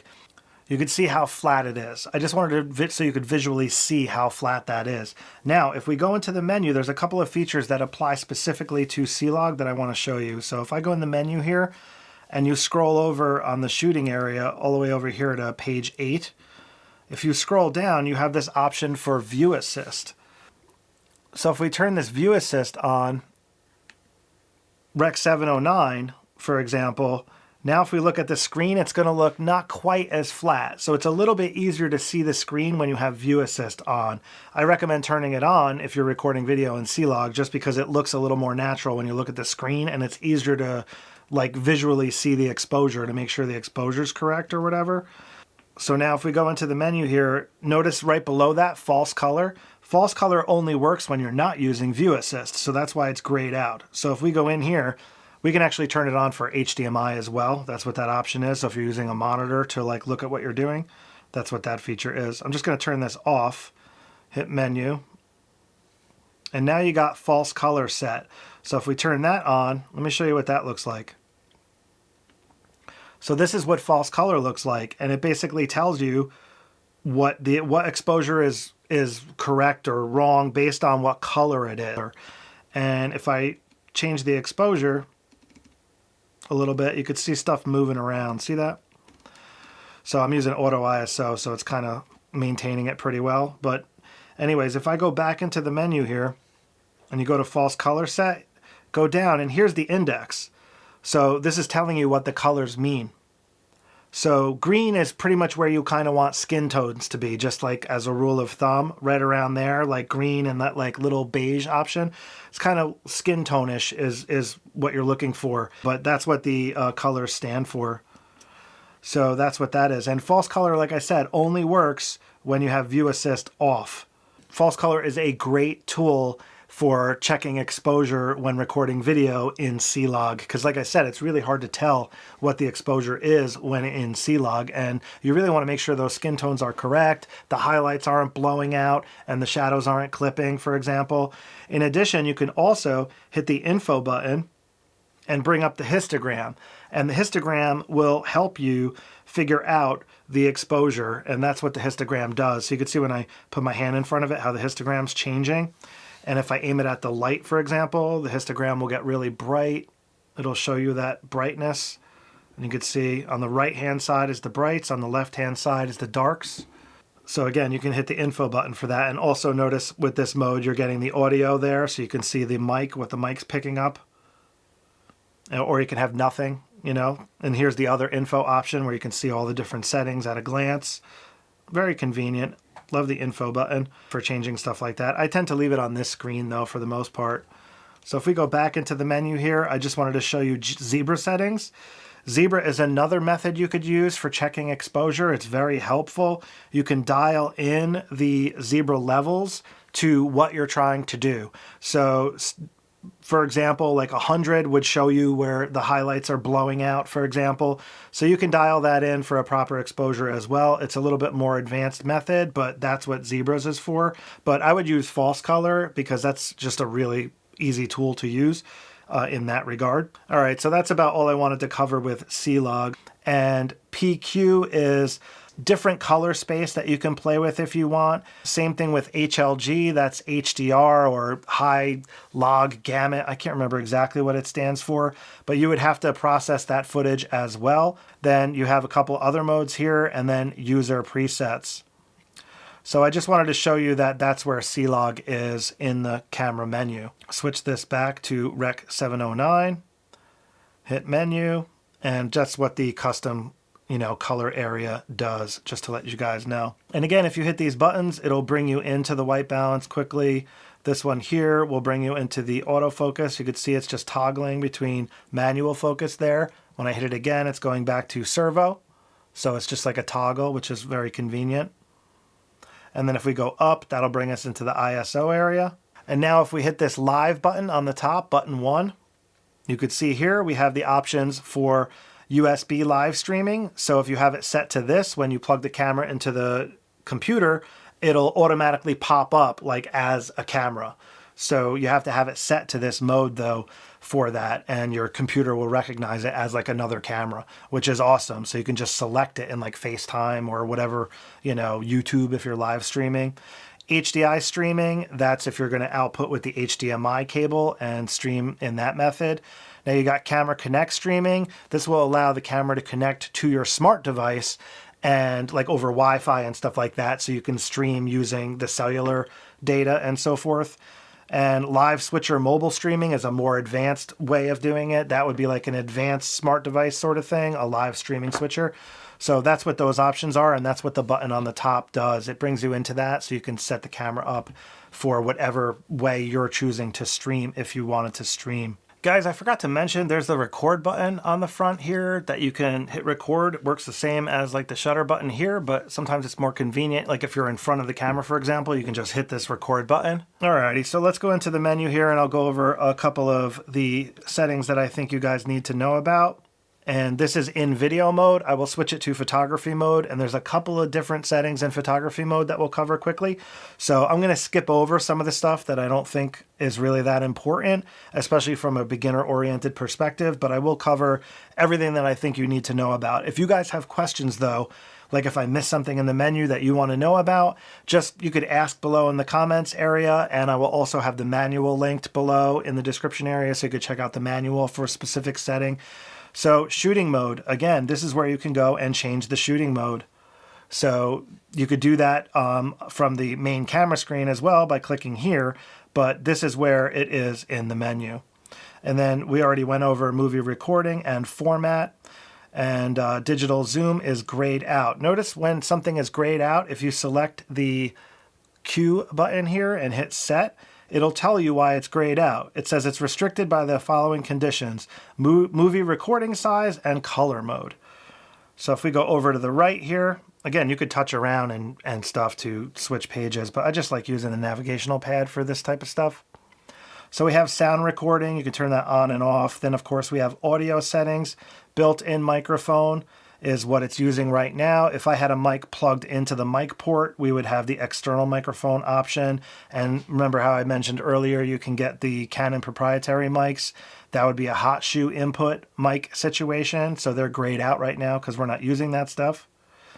But that is important, you know, and if you guys need to know about that stuff, because audio is very important when it comes to, you know, quality videos and stuff.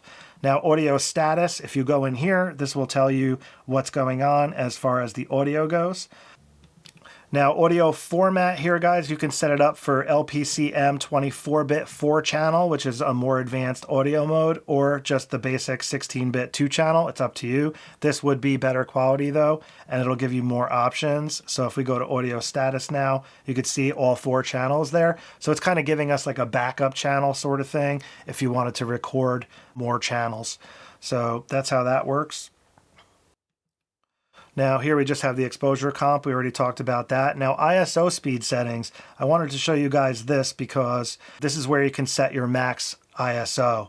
So max for auto is 12,800. You could see here, 6,400 or 12,800. So I'm going to change both of these to 12,800. Go to menu.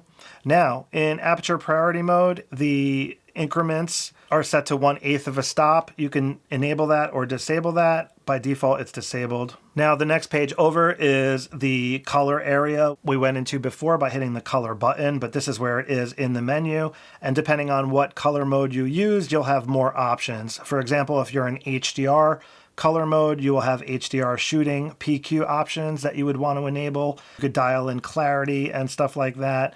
So this is all grayed out when using the mode that we're currently in.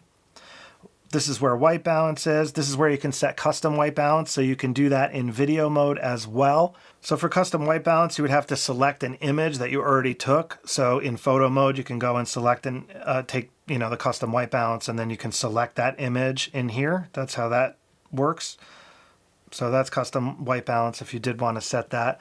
You can go in here, and if you go to custom, now you can actually set the custom white balance like we did before with that little box. This is really the way you want to do it as opposed to selecting an image. You can do it either way, but I recommend doing it this way. So you can shoot a gray card or like a white wall under your current conditions, and that will set your custom white balance. So I recommend doing it from within white balance as opposed to this option here. So I'm just going to go back to auto white balance for now. Now lens aberration correction, I recommend leaving this on, and depending on what lens you're using, some of these features might be grayed out, like distortion, for example. This is applying distortion correction, so it's not allowing you to turn it off basically, because it's a kit lens from Canon. So we also have focus breathing compensation. Focus breathing, when the focus will go from the background to the foreground, for example, it'll actually look like it zooms a little bit. That's focus breathing. This will cancel that out, but it does crop in a little bit to cancel it out. So it comes at the cost of like a slight crop. But that's what focus breathing compensation is. It's a really professional feature that I think is awesome that they included it. Now, chromatic aberrations, that's like lens flaw type stuff. I recommend leaving that on. Going over to the right, we have movie self-timer. If you turn that on, it'll give you like a countdown when you're recording yourself so you can get ready. Once you hit the record button, it'll be like count down, 5, 4, 3, 2, 1 sort of thing. Tally lamp, remember how I said you can turn that on and off? That's where that option is. Here's your image stabilization mode. Auto level, that will basically try to keep the camera level. This is a great feature if you're like trying to keep the horizon level and you're hand holding the camera and it's always a little bit crooked. That will like fix that for you. But it'll crop in a little bit and it'll reframe just slightly, but it'll try to keep that horizon level. So if you're somebody that has a hard time keeping the camera level, this is a great tool for you to experiment with. Time code is a more advanced feature. If you're trying to sync together a whole bunch of cameras, you can enable time code. And this is view assist, like we already talked about that. Zebras you could use not in C-Log if you want. So it'll show you where if the highlights are clipping, just as an example. So you can still use zebras. You don't have to be in C-Log for that. Shooting info display, this is basically what the screen will look like when you're hitting the info button. So grid display, for example, you can add that. So you can do a rule of thirds grid, which I really like. Let me show you what that looks like. You see the rule of thirds there? You can see the grid. That's what that does. And I really like that feature. I leave that on. Now, histogram, you can change the way that displays. You can change it from brightness to RGB, or you can make it smaller because it is quite large. So if I hit the info button here, that's the histogram. You can see how big it is. And if we change that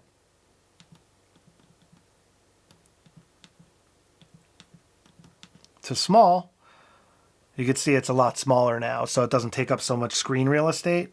So that's what that does. Now, rotate, if you're using the camera in vertical versus horizontal, this will automatically rotate the footage for you. So when you bring it into your computer, you won't have to rotate it. I recommend leaving that on, but that's what that does. Now, the quick control screen, that's the Q menu. You remember this little button here, the Q menu, or it's on the screen on the top right. You can change the way the Q menu looks. So this is Q menu 2. By default, Q menu 1 is what's active for video mode. I actually prefer Q menu 2 though, because it gives you much more information. So I'm going to select Q menu 2 and I'm going to turn off Q menu 1. So now when you hit the Q button in video, you're going to get all these options. You might not want that, but that's what that does.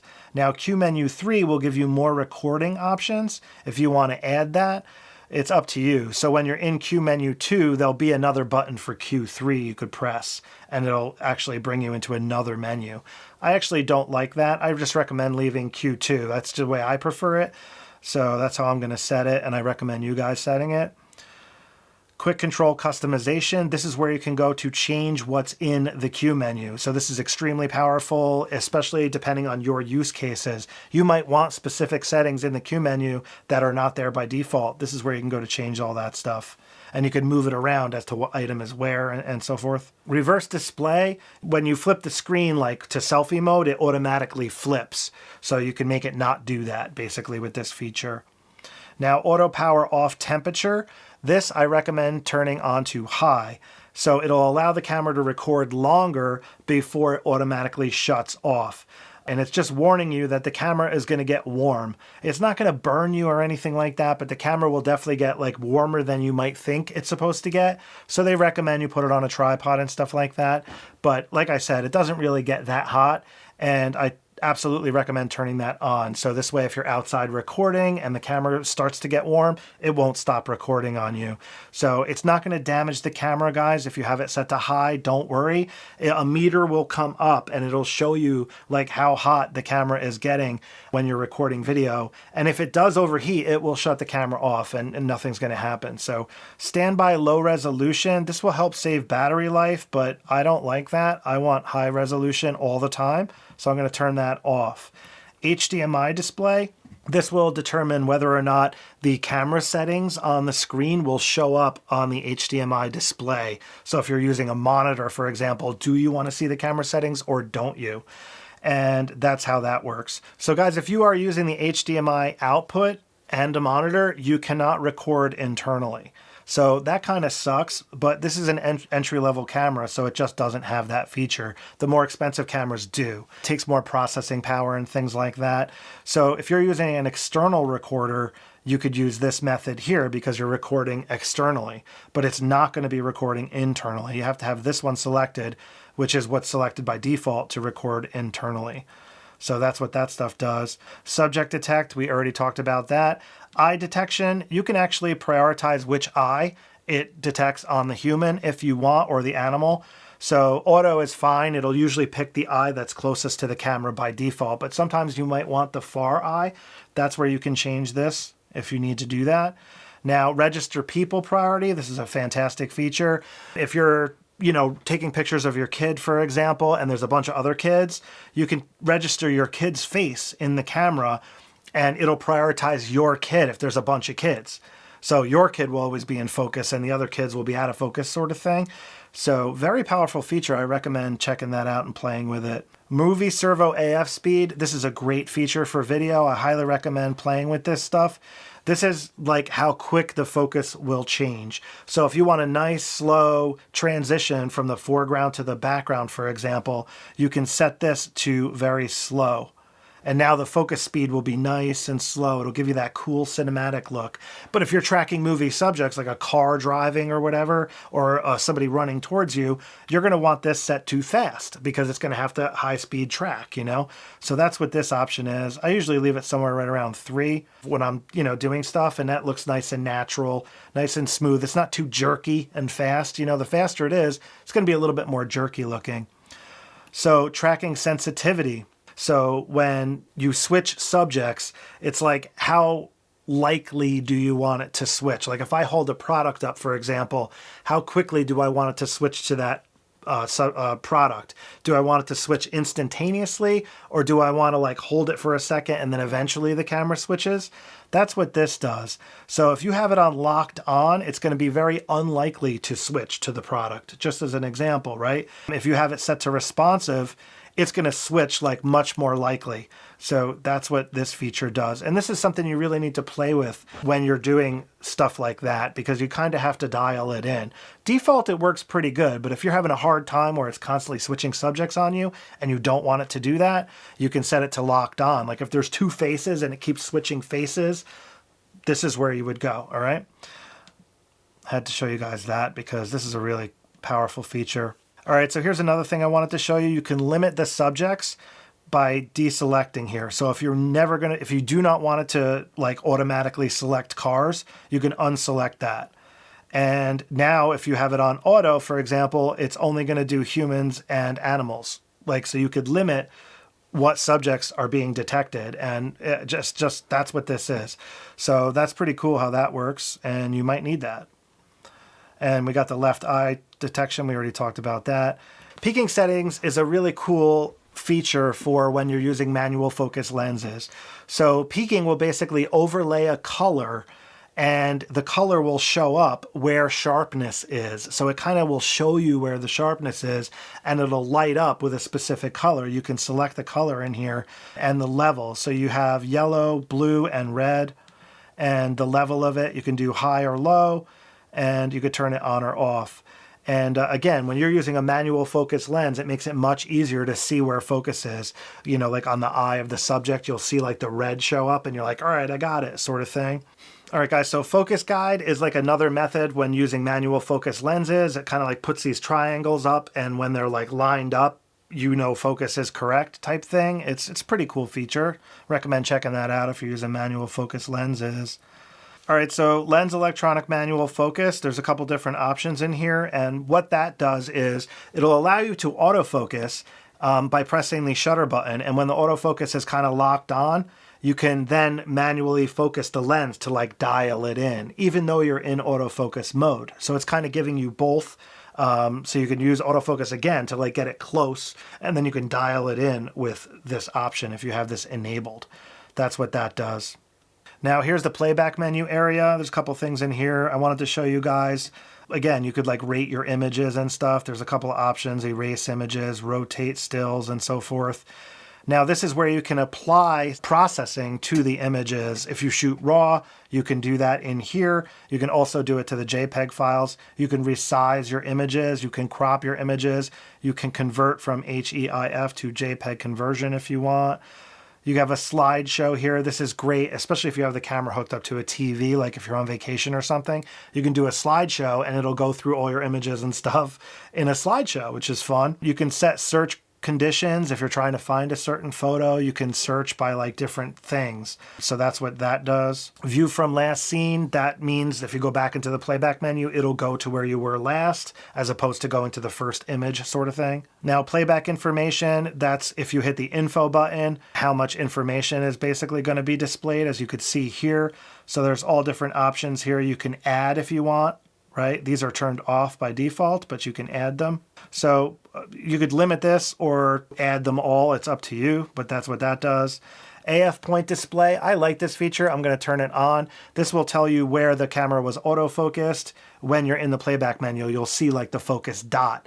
So I find that very helpful just to quickly check that the focus is accurate. So this way you don't have to zoom in to make sure it's accurate. If you see the focus dot on the eye, it's pretty good. You know, you could be happy that it's good.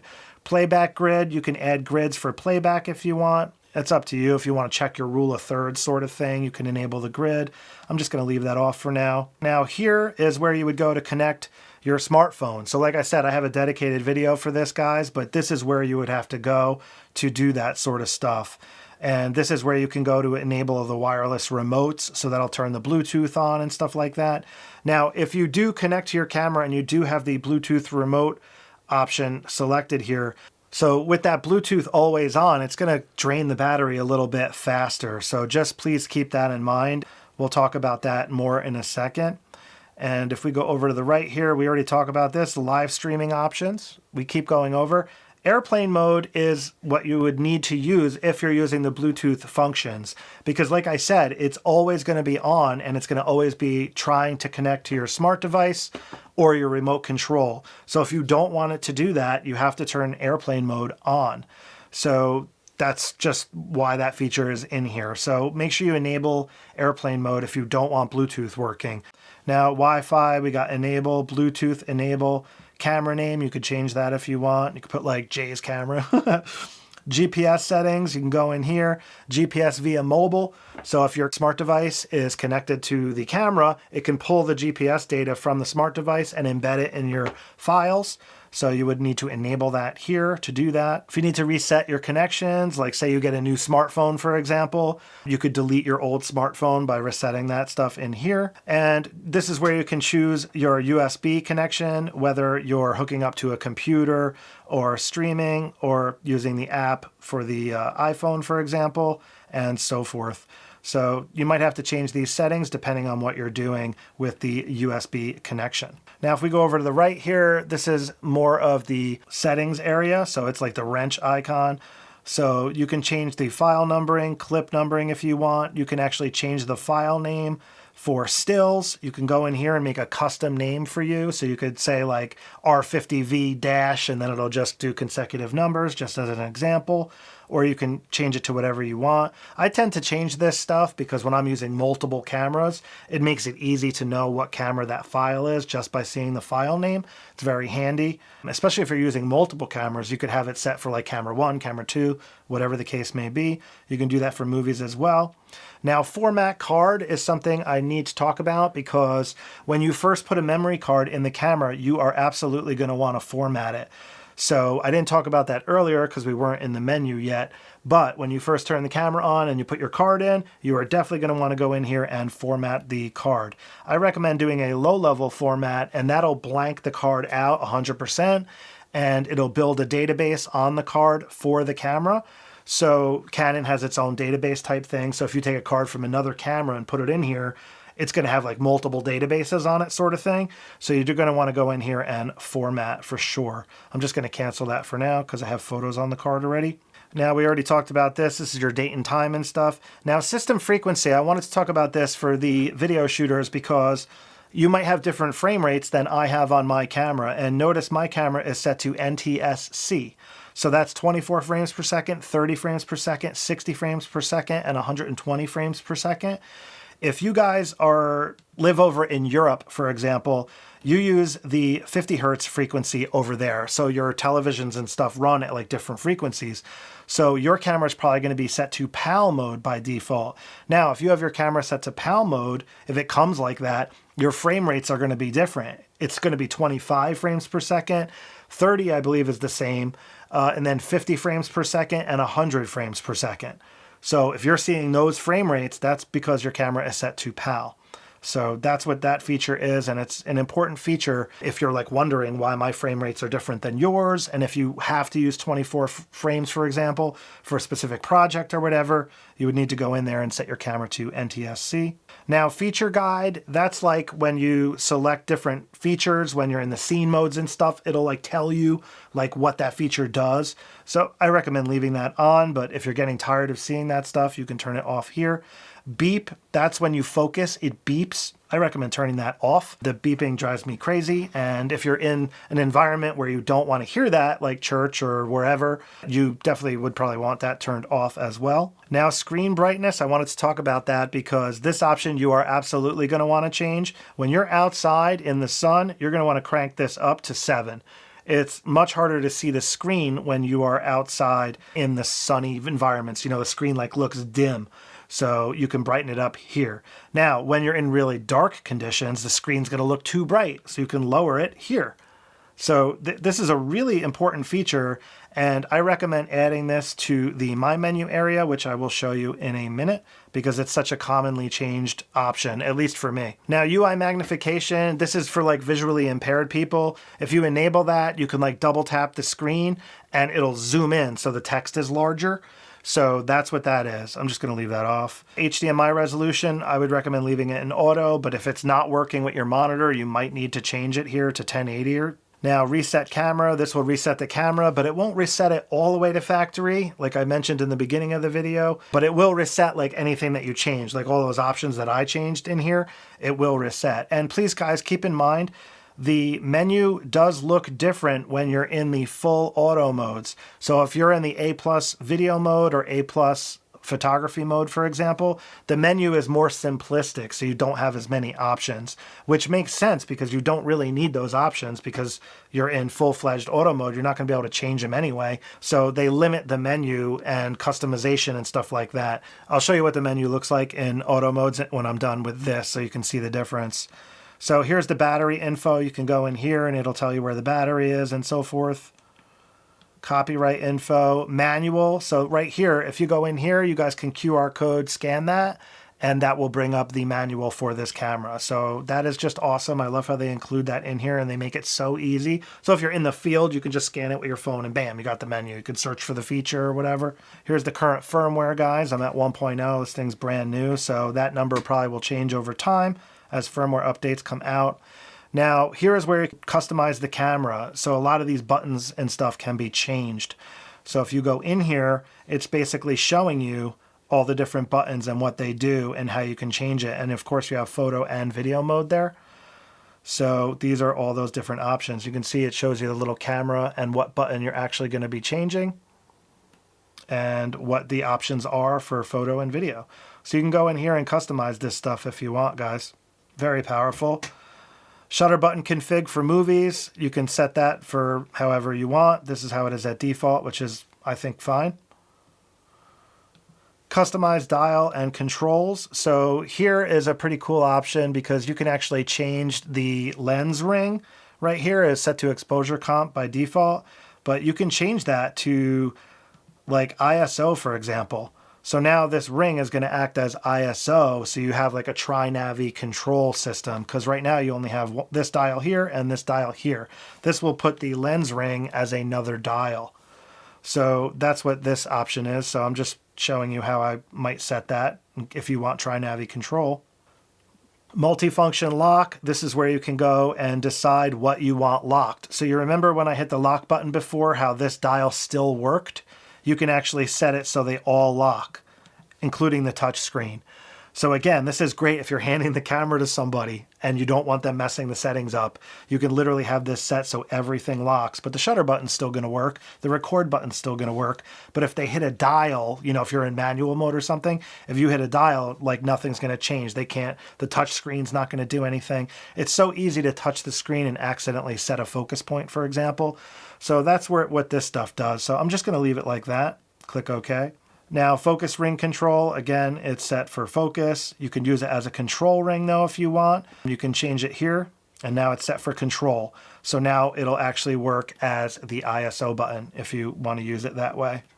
And guys, notice if you look at the screen here, in order to get the ring to work for ISO, you have to hold the shutter button down. You see when I hold the shutter button down, how that little icon comes up showing you the lens wheel? That's what that little orange icon is. I'll circle it so you can see it. But when you hold the shutter button down, now it enables it. This is cool because it's very easy to accidentally turn the control wheel here by accident. And you don't want to change your ISO by accident. So you got to press the shutter and now it'll change the ISO. So that's how that works, just to be clear when it comes to the focus ring versus control. So I am just going to put it back to focus though, because I'd rather use it for focus for the most part. Now here is the optical zoom speed for standby versus recording. So I like to have it fast when in standby mode, and I like to have it a little bit slower when in recording mode. And that's how it is by default. And you can dial that in, the speed level here, see? So like how much you turn the zoom lever, how much you move the zoom lever will indicate how fast it goes, whether it's going to go slow or fast. So you can configure all that stuff here. This thing is so powerful configuration wise. And then we have lens optical zoom speed, again, standby and record. So that's if you turn the lens versus the zoom lever. So they're two different functions and you can program them differently. Now, custom buttons for playback menu, guys. You can go in here and when you're in the playback menu, you can change some custom stuff as well. Now, touch control, this is where you can turn it off if you don't want it. And you can change it to sensitive, so it's a little more sensitive when you touch. So if you're wearing gloves, for example, you might want to put that to sensitive. Like if it's cold out and you have like thin gloves on, that's what that feature is for. Or you could just disable it. If you guys don't want touch at all, you could just disable it right there. And then you can clear all your customized controls. Now here is exposure. So this is ISO expansion. So if you turn this on, you will have more ISO options here. So let me show you that really quick. If we go back here, go to ISO speed settings. So now you see how we have high 2500. That's what that did. It opened it up. I'm going to leave that on because it's nice having the option to expand if you need to. I don't recommend using it often, but sometimes it's better than getting nothing. You know what I mean? Now, release shutter without lens. I recommend turning this on because if you're using a manual focus lens that has no electronics, because remember, mirrorless camera, you can mount all sorts of lenses to this thing. Some lenses are fully manual, and if you want to take a photo, you're going to have this turned on. So with electronic lenses, you know, you don't have to have this on, but only for those fully manual ones. So that's what that does. Some power zoom lenses will retract like automatically. So that's what this feature is telling you about. So that's on by default and you can clear custom settings. Now here is the My Menu tab. So this is awesome. Watch this. If you go in here, you can add a new tab. I'm going to select OK. And now I'm going to configure the new tab. So I'm going to click that. And now it says select items to register. So boom, there we go. So what I want to do is I want to go down and add that monitor brightness option. So we're going to have to scroll down to find that, but you can add whatever options you want to My Menu, guys. So if there's stuff that you want to put in there, you know, like focus bracketing, for example, more of a photography mode, drive mode, whatever, interval timer and so forth. Silent shutter function, you might want to add that if you want to just silent the camera for whatever reason. All right, screen brightness, there it is. Select OK, OK, and there we have it. I'm going to hit the info button here to clean up this screen a little bit. And it's in manual focus, so I'm just going to hit the AF/MF button here to put it back into regular focus. And there we have it. All right, so now what I want to do is I want to go into the basic menu really quick. So I'm just going to put this camera into the A+ video mode really fast. And I just want to show you how the menu changes, guys. So notice now I have less options. There's way less options in here. There's only 8 pages instead of 10, and I'm missing a couple of icons on the top. Again, if you're in the auto modes, the menu is going to be limited. I just wanted to show you that quick. So now let's put it in photography mode here, and I'm going to go into the menu. And let's go over here. So again, shooting mode, I'm just going to put it in manual mode here so the menu is as vast as possible. But just like I showed you a second ago, if we put it in that mode, it's going to show us this crap again. Let me hit OK. Hit OK. So A+ mode here, right? So if I hit the menu, you could see how now it's super limited. See, I only have 5 options here. 1, 2, 3, 4, 5. So there's only 5 options. So that's what goes on depending on what mode you're in as far as the menu is concerned. So again, I just wanted to make you guys aware of that, and I apologize if I'm repeating myself, but I just want to make sure you understand all these concepts because it does get a little confusing. If you can't find a setting, you're like, where is it? I don't understand. You know, you might be in the wrong camera mode. Like, I've made this mistake a million times. So now that we are in photography mode, I just wanted to show you a couple other features here. Dual pixel RAW. This is an advanced RAW feature that you can enable if you want. You got still image aspect ratio. So we talked about aspect ratios in video or whatever. You can do that for photography and stuff.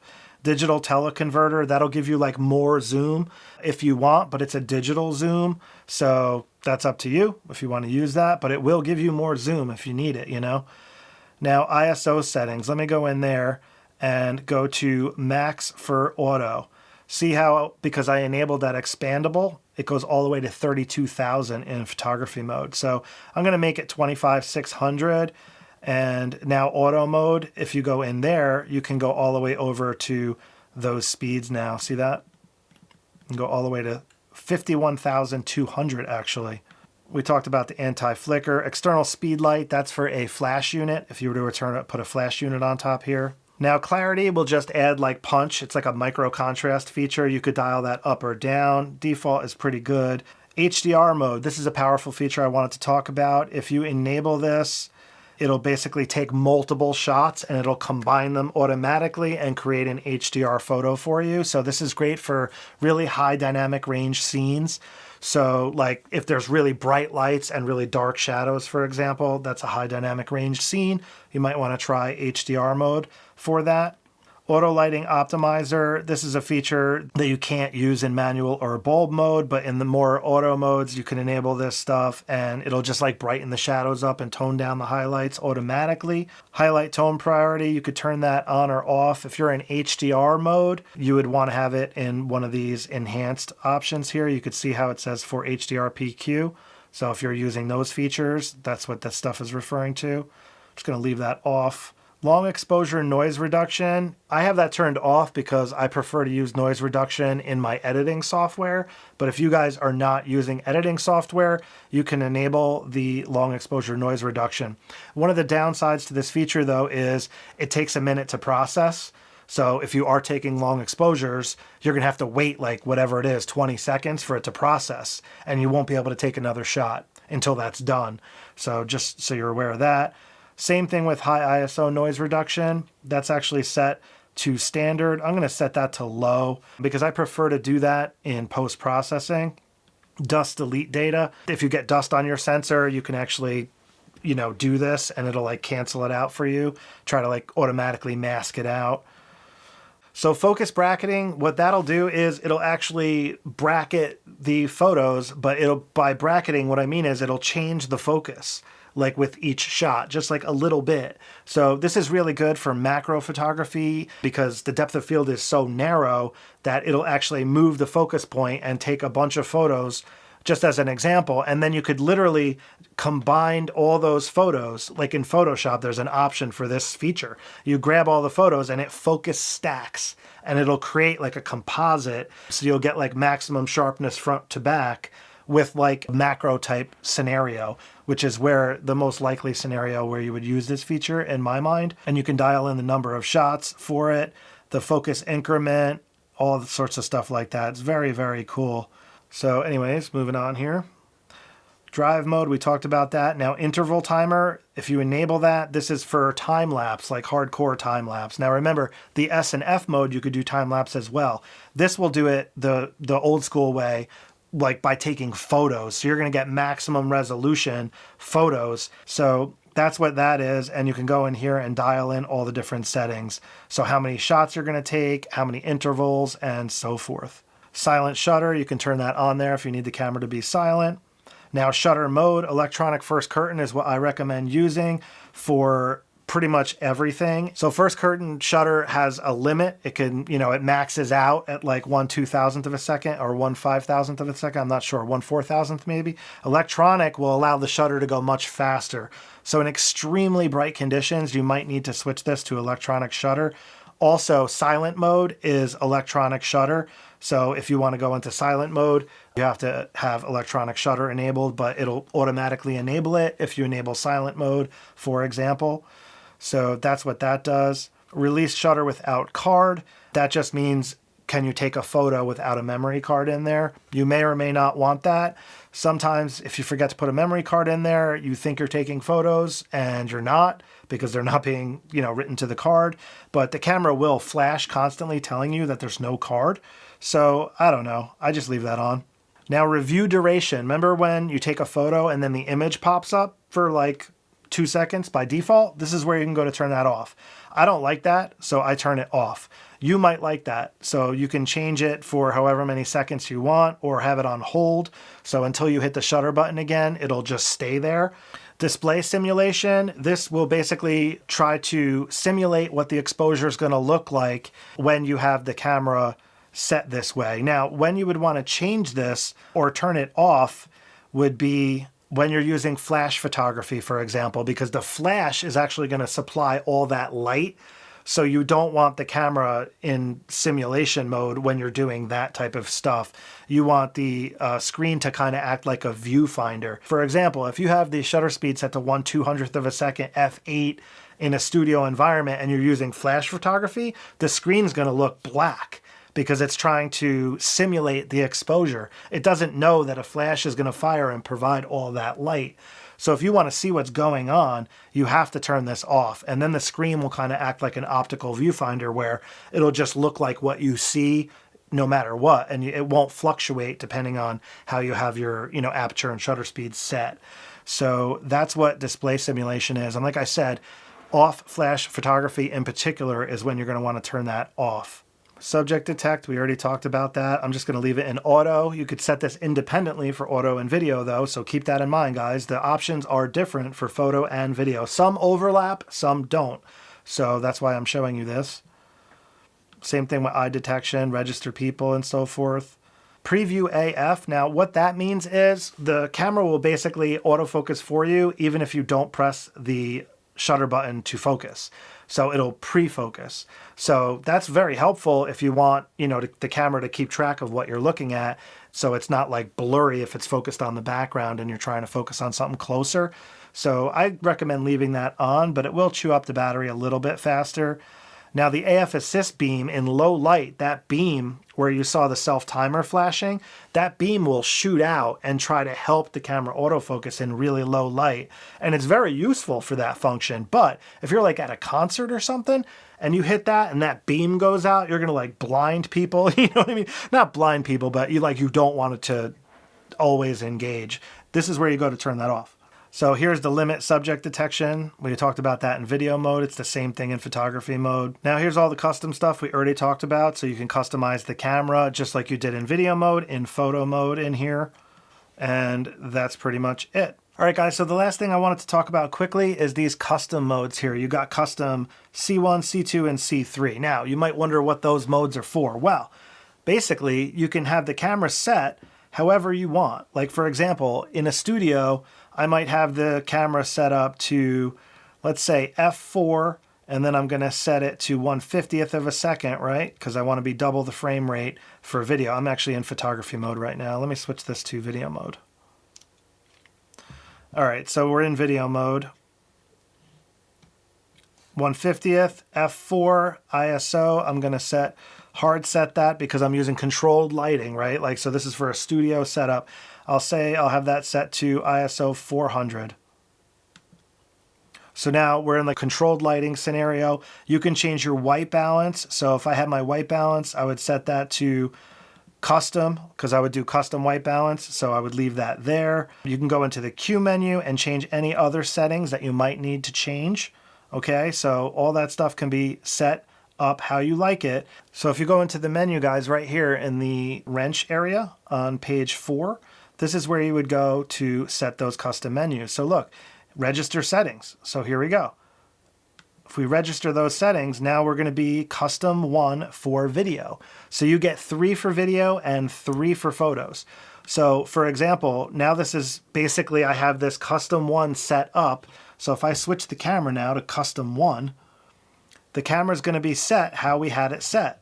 So you can see the custom white balance, ISO 400, f4, 1/50th of a second. It's set up exactly how I like. So this is a great shortcut for different whatever you're doing. Like if you're outside doing vlogging, for example, you might have that set to custom 2, and it'll be set to daylight white balance, blah, blah, blah. So that's what these custom options are for on the wheel. And this is where you go to program them. Now, if you're in the custom mode and you actually change the settings, you could have this auto update option set to enable, and it'll remember the settings you changed while you're in custom. That's what this feature does here. And then you can clear the settings if you need to free one up or whatever. So that's what that does, the custom modes. And again, for both photo and video. All right, so one other thing I wanted to show you was this cinema view feature when in video mode. I forgot to mention this earlier. Sorry about that. So let me put it in video mode here. So we're in video now. So let me go into the menu and see how it's grayed out. That's because of the color option. So if I hit the shutter button here to go back and hit the color button, it's because we're in custom picture mode. So if we change this to picture style, like so, you can change your picture style. I'm just using auto by default. So now we're in auto, select OK, we're good to go. Now if I go in the menu, we can turn on cinema view. So if we turn cinema view on, what it's going to do is crop the image. So you see how it's cropped now on the top and the bottom? So that's using a cinescope crop. And it's pretty easy to see on the grid. You can see they're like half grids. So this will give you like that cinematic view sort of thing, turnkey straight off the camera. So very powerful feature if you're looking to do that. Now, of course, you could just do that in post as well if you wanted to, but if you don't want to bother doing the editing in post, or you just want to see what it'll look like if you're going to do it in post, you can get an idea by enabling it here. But it doesn't work in the custom color modes, just so you guys are aware. So I'm just going to turn that off. And then we have Time-lapse Movie. You can enable that here. And this is another feature that wasn't working when in the custom profile modes. So you can do that as well here by setting the interval, number of shots, and then it will export as whichever one you have. So I'm going to do 4K 30, and I'm going to select this to 10-bit. And there we have it. So auto exposure, depending on what you're doing with your time lapse, this is such a cool feature because it'll basically take the photos and create the movie for you. Similar to S&F mode, but it's giving you more power because it's using the photos and then creating a video for you. So now, as far as auto exposure goes, think of it like this. If you're doing a sunset or a sunrise, the exposure is going to change. So you can lock it in on the first frame and the exposure will not change. Or you can go in here and the exposure will change each time it takes a shot. So again, depending on what you're time-lapsing, you might want it to change exposure as it's going, or you might want to lock it in. So by default, it's locking it into the first frame. Now, screen auto off, if you turn that on, it'll save your battery life because it shuts the screen off. But if you want to watch the screen while it's doing the time-lapse, every time it takes a picture, the screen will stay on. So that's what that's about. Now, beep per photo, I already have the beep turned off, so that's why that's grayed out. So that's pretty much how this works. And it's basically telling you the interval is every 3 seconds and it's going to record 300 photos. So with these settings, it's going to basically record for about 15 minutes and that's going to result in only a 10-second video time lapse. So 15 minutes is going to get crushed down to 10 seconds. So that's how time-lapse movie mode works. Look at the menus like totally grayed out now because of what mode I'm in. So this is another reason why I want to show you guys this stuff. Because if you have certain stuff enabled, again, like color mode, other stuff is grayed out and you need to know that. All right, guys, so that is pretty much how you use the Canon R50V from a beginner-oriented perspective. Now, there's definitely more advanced modes, which I did show you, but please keep in mind, if you're just starting off, I recommend using those auto modes that I showed you in the beginning because they just make it a lot easier to get a good result without having to know like what all the camera features are, like aperture, shutter speed, and all that other stuff. It'll figure that out for you if you just use the scene modes or the auto modes and so forth. Like auto mode's great because it'll recognize the scene. Like if you're taking a portrait, it'll see that you're taking a portrait and it'll like optimize the camera, you know? Pretty cool how that works. So one other thing I want to tell you is my battery is dying, and so this starts flashing to let you know.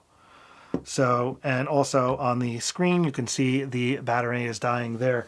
So let me just show you, remember how, real quick, I just wanted to show you because since the camera is dying, I just wanted to show you how you can charge it with the USB cable like I was telling you. All right, guys, so even though I have the USB cable in, it's not charging. That's because the camera has to be off. So if we turn the camera off, this light right here is going to light up, and now the camera is charging. So again, you can use the wall charger or charge it this way. It doesn't really matter. It's up to you. But I just wanted to show you that real quick. All right, guys, I really appreciate you checking out my Canon R50 Beginner's Guide. And if you have any questions, please be sure to ask below in the comments area.